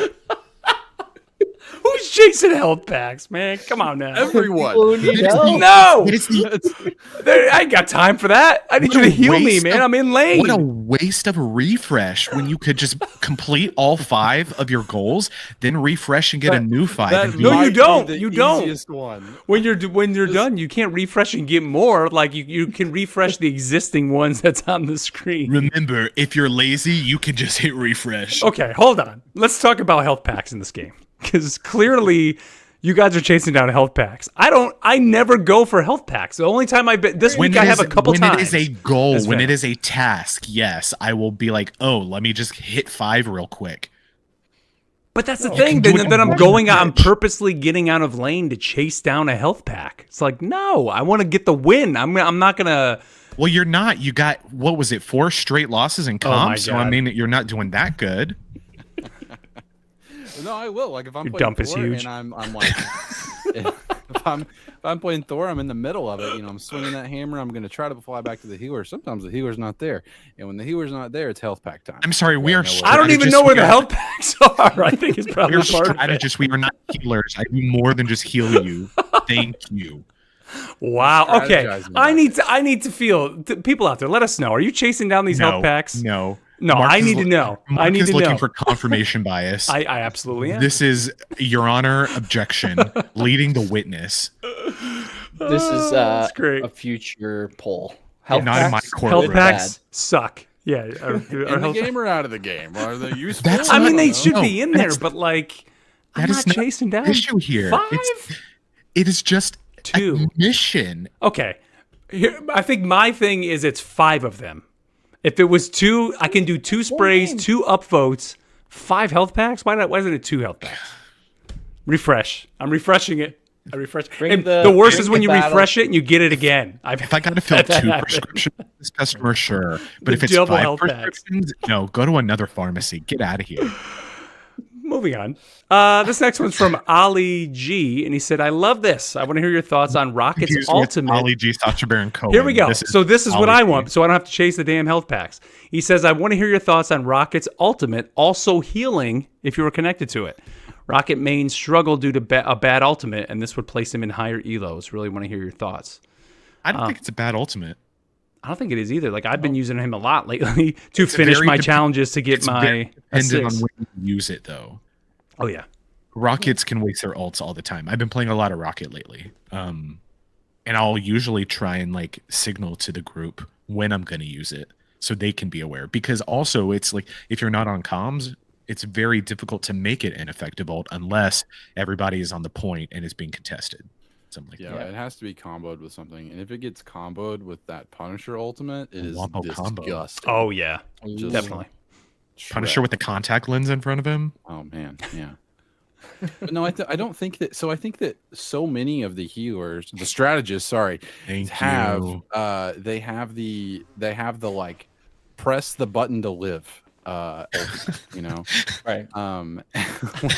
like Good Mantis, Invisible Woman, Luna Snow, like they all have that like panic live button, and so I don't That's a think they great all way to need, put it. they all need that, and so I like that Rockets is a bit more damage focused.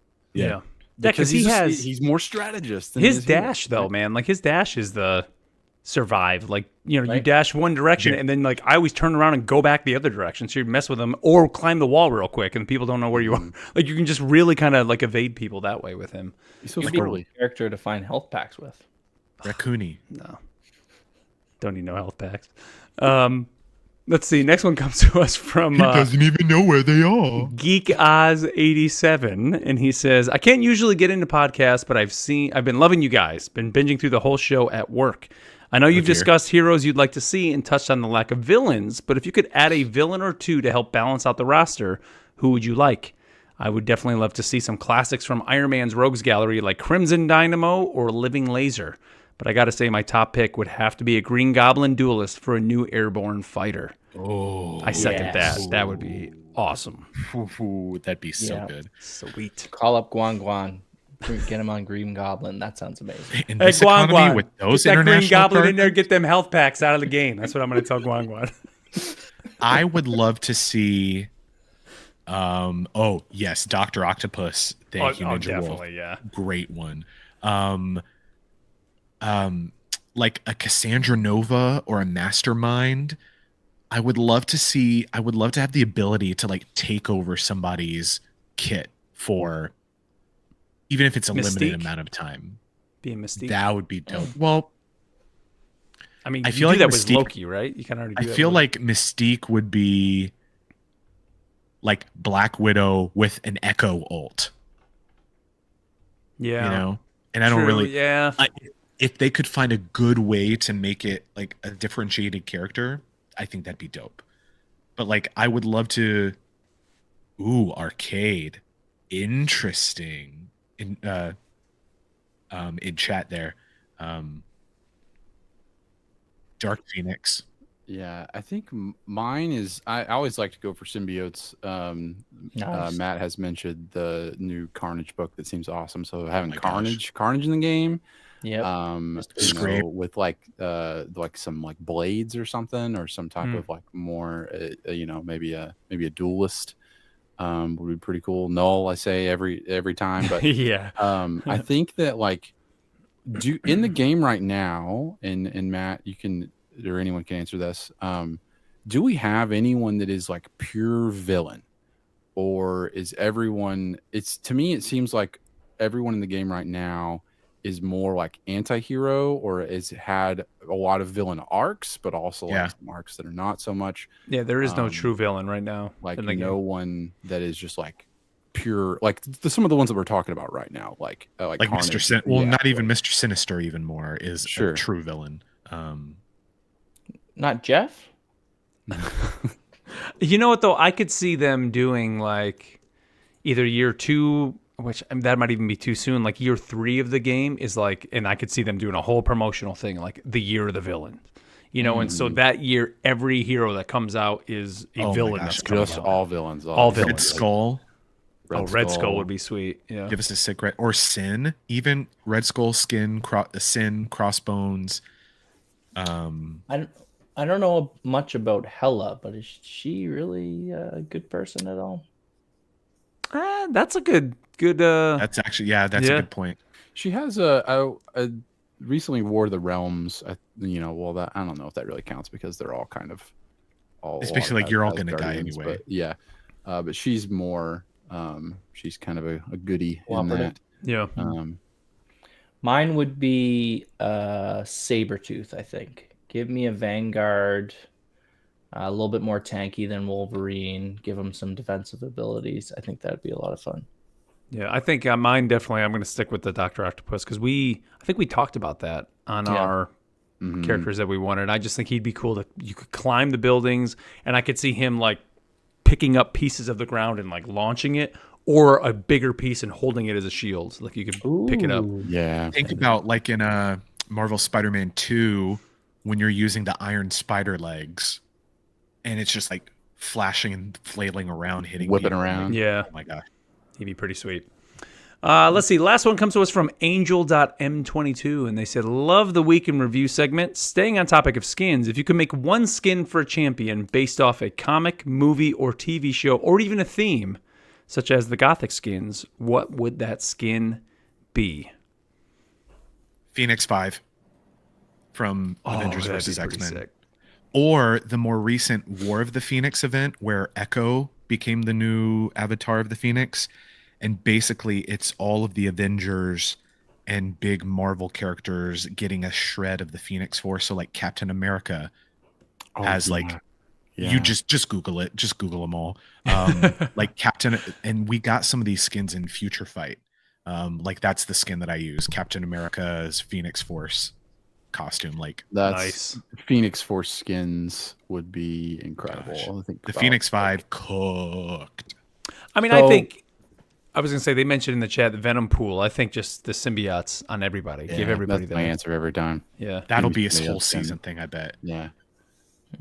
a battle pass. What is like? I don't know much about the Phoenix Force. What is it? That's a whole. That's unacceptable. That's a huge dump, Neil.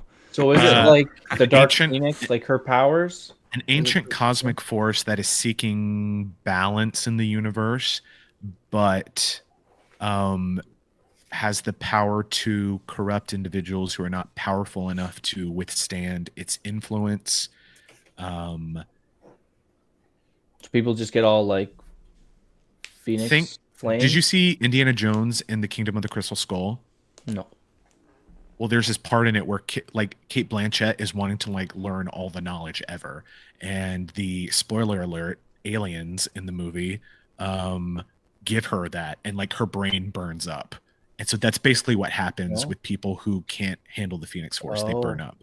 Or in the case of like Jean Grey, since she's an Omega level mutant, she can, but she doesn't know how. Like, she can handle it, but she doesn't know how. And so in her case in comics, she became evil for a little bit amount of time because it like activated those sinister like desires and urges in her.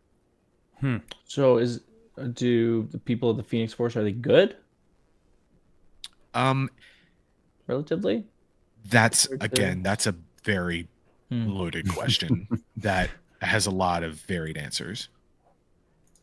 It's a force that is used for good. The whole point of Avengers versus X-Men, the Avengers wanted to destroy the Phoenix Force while the X-Men wanted to protect it because they thought that it was a way that they could ensure that mutants would continue to exist.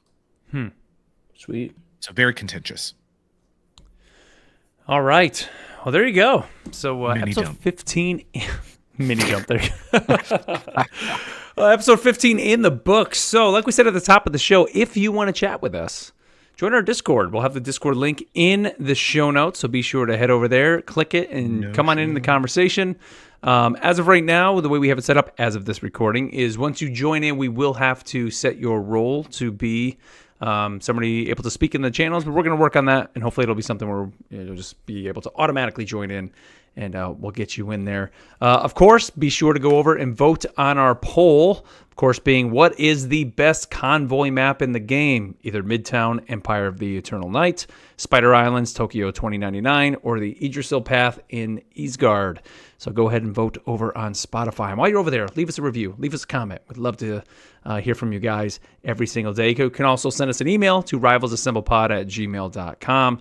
And of course, hit us up on Blue Sky or X at Rivals Assemble. And big thank you to everybody here who tuned in live to the show over on Twitch and YouTube at Rivals Assemble Pod. We love seeing you guys over there and love you just chatting along here as we go. So guys, any words of advice for everybody this week or any plans this week in the game? Don't worry. you don't have to hit gold just yet. You got some time. So keep putting it off. Although You don't even have to play competitive. There are plenty of things to do in the game besides that. Yeah. And it's okay. We're not all trying to be pro gamers. Yeah. And you don't need health packs either, usually, in the game. As long as you have good healers, you don't need Until health next packs. time, this is Rival. But no, seriously though, guy. I mean, hold on. Next week, we're Announcements. we're in part 2 of the season. Like by the time people Montreal hear this episode next week, chances are the new season will have launched. Now we're not Chris sure. Seven voice lines and all. Yeah, we're not sure if we're going to have access like we did last time to the early build. So hopefully, we're kind of hoping we will again, so we can chat with you guys right away next week and give you all the details on the season. But we're just gonna have to see kind of how things roll out this week. But either way, have a good week in the game. And again, remember, it's just a game. Have some fun. Don't go for your health packs. You don't need them as long as you have good healers. And other than that, until next time, we'll catch you later. Peace. Peace. Says All right, so we're still in the stream. Guys over in the chat, yeah, if you haven't yet, go ahead and join the Discord. Message you guys. Give us some more feedback on that. How's that going? feedback. Yeah, why don't we do that? Why don't we dip Got a over few here. to Discord and we can Ninja Wolf's just, in. just join a channel and we'll see if Wolf can get in there or not. Spoken welcome. I didn't give him any. I did. I need someone to join where I don't mess with them and see what happens. Well, somebody did join. Who joined? Well, I gave somebody Everyone the role. that's joined, I've immediately given it to them, and I need to not do that. So Ken's gonna give it to him. All right, stream. We're going to kill the stream. Wolf, head over to the Discord or anybody that's in there, and we'll maybe get a chat.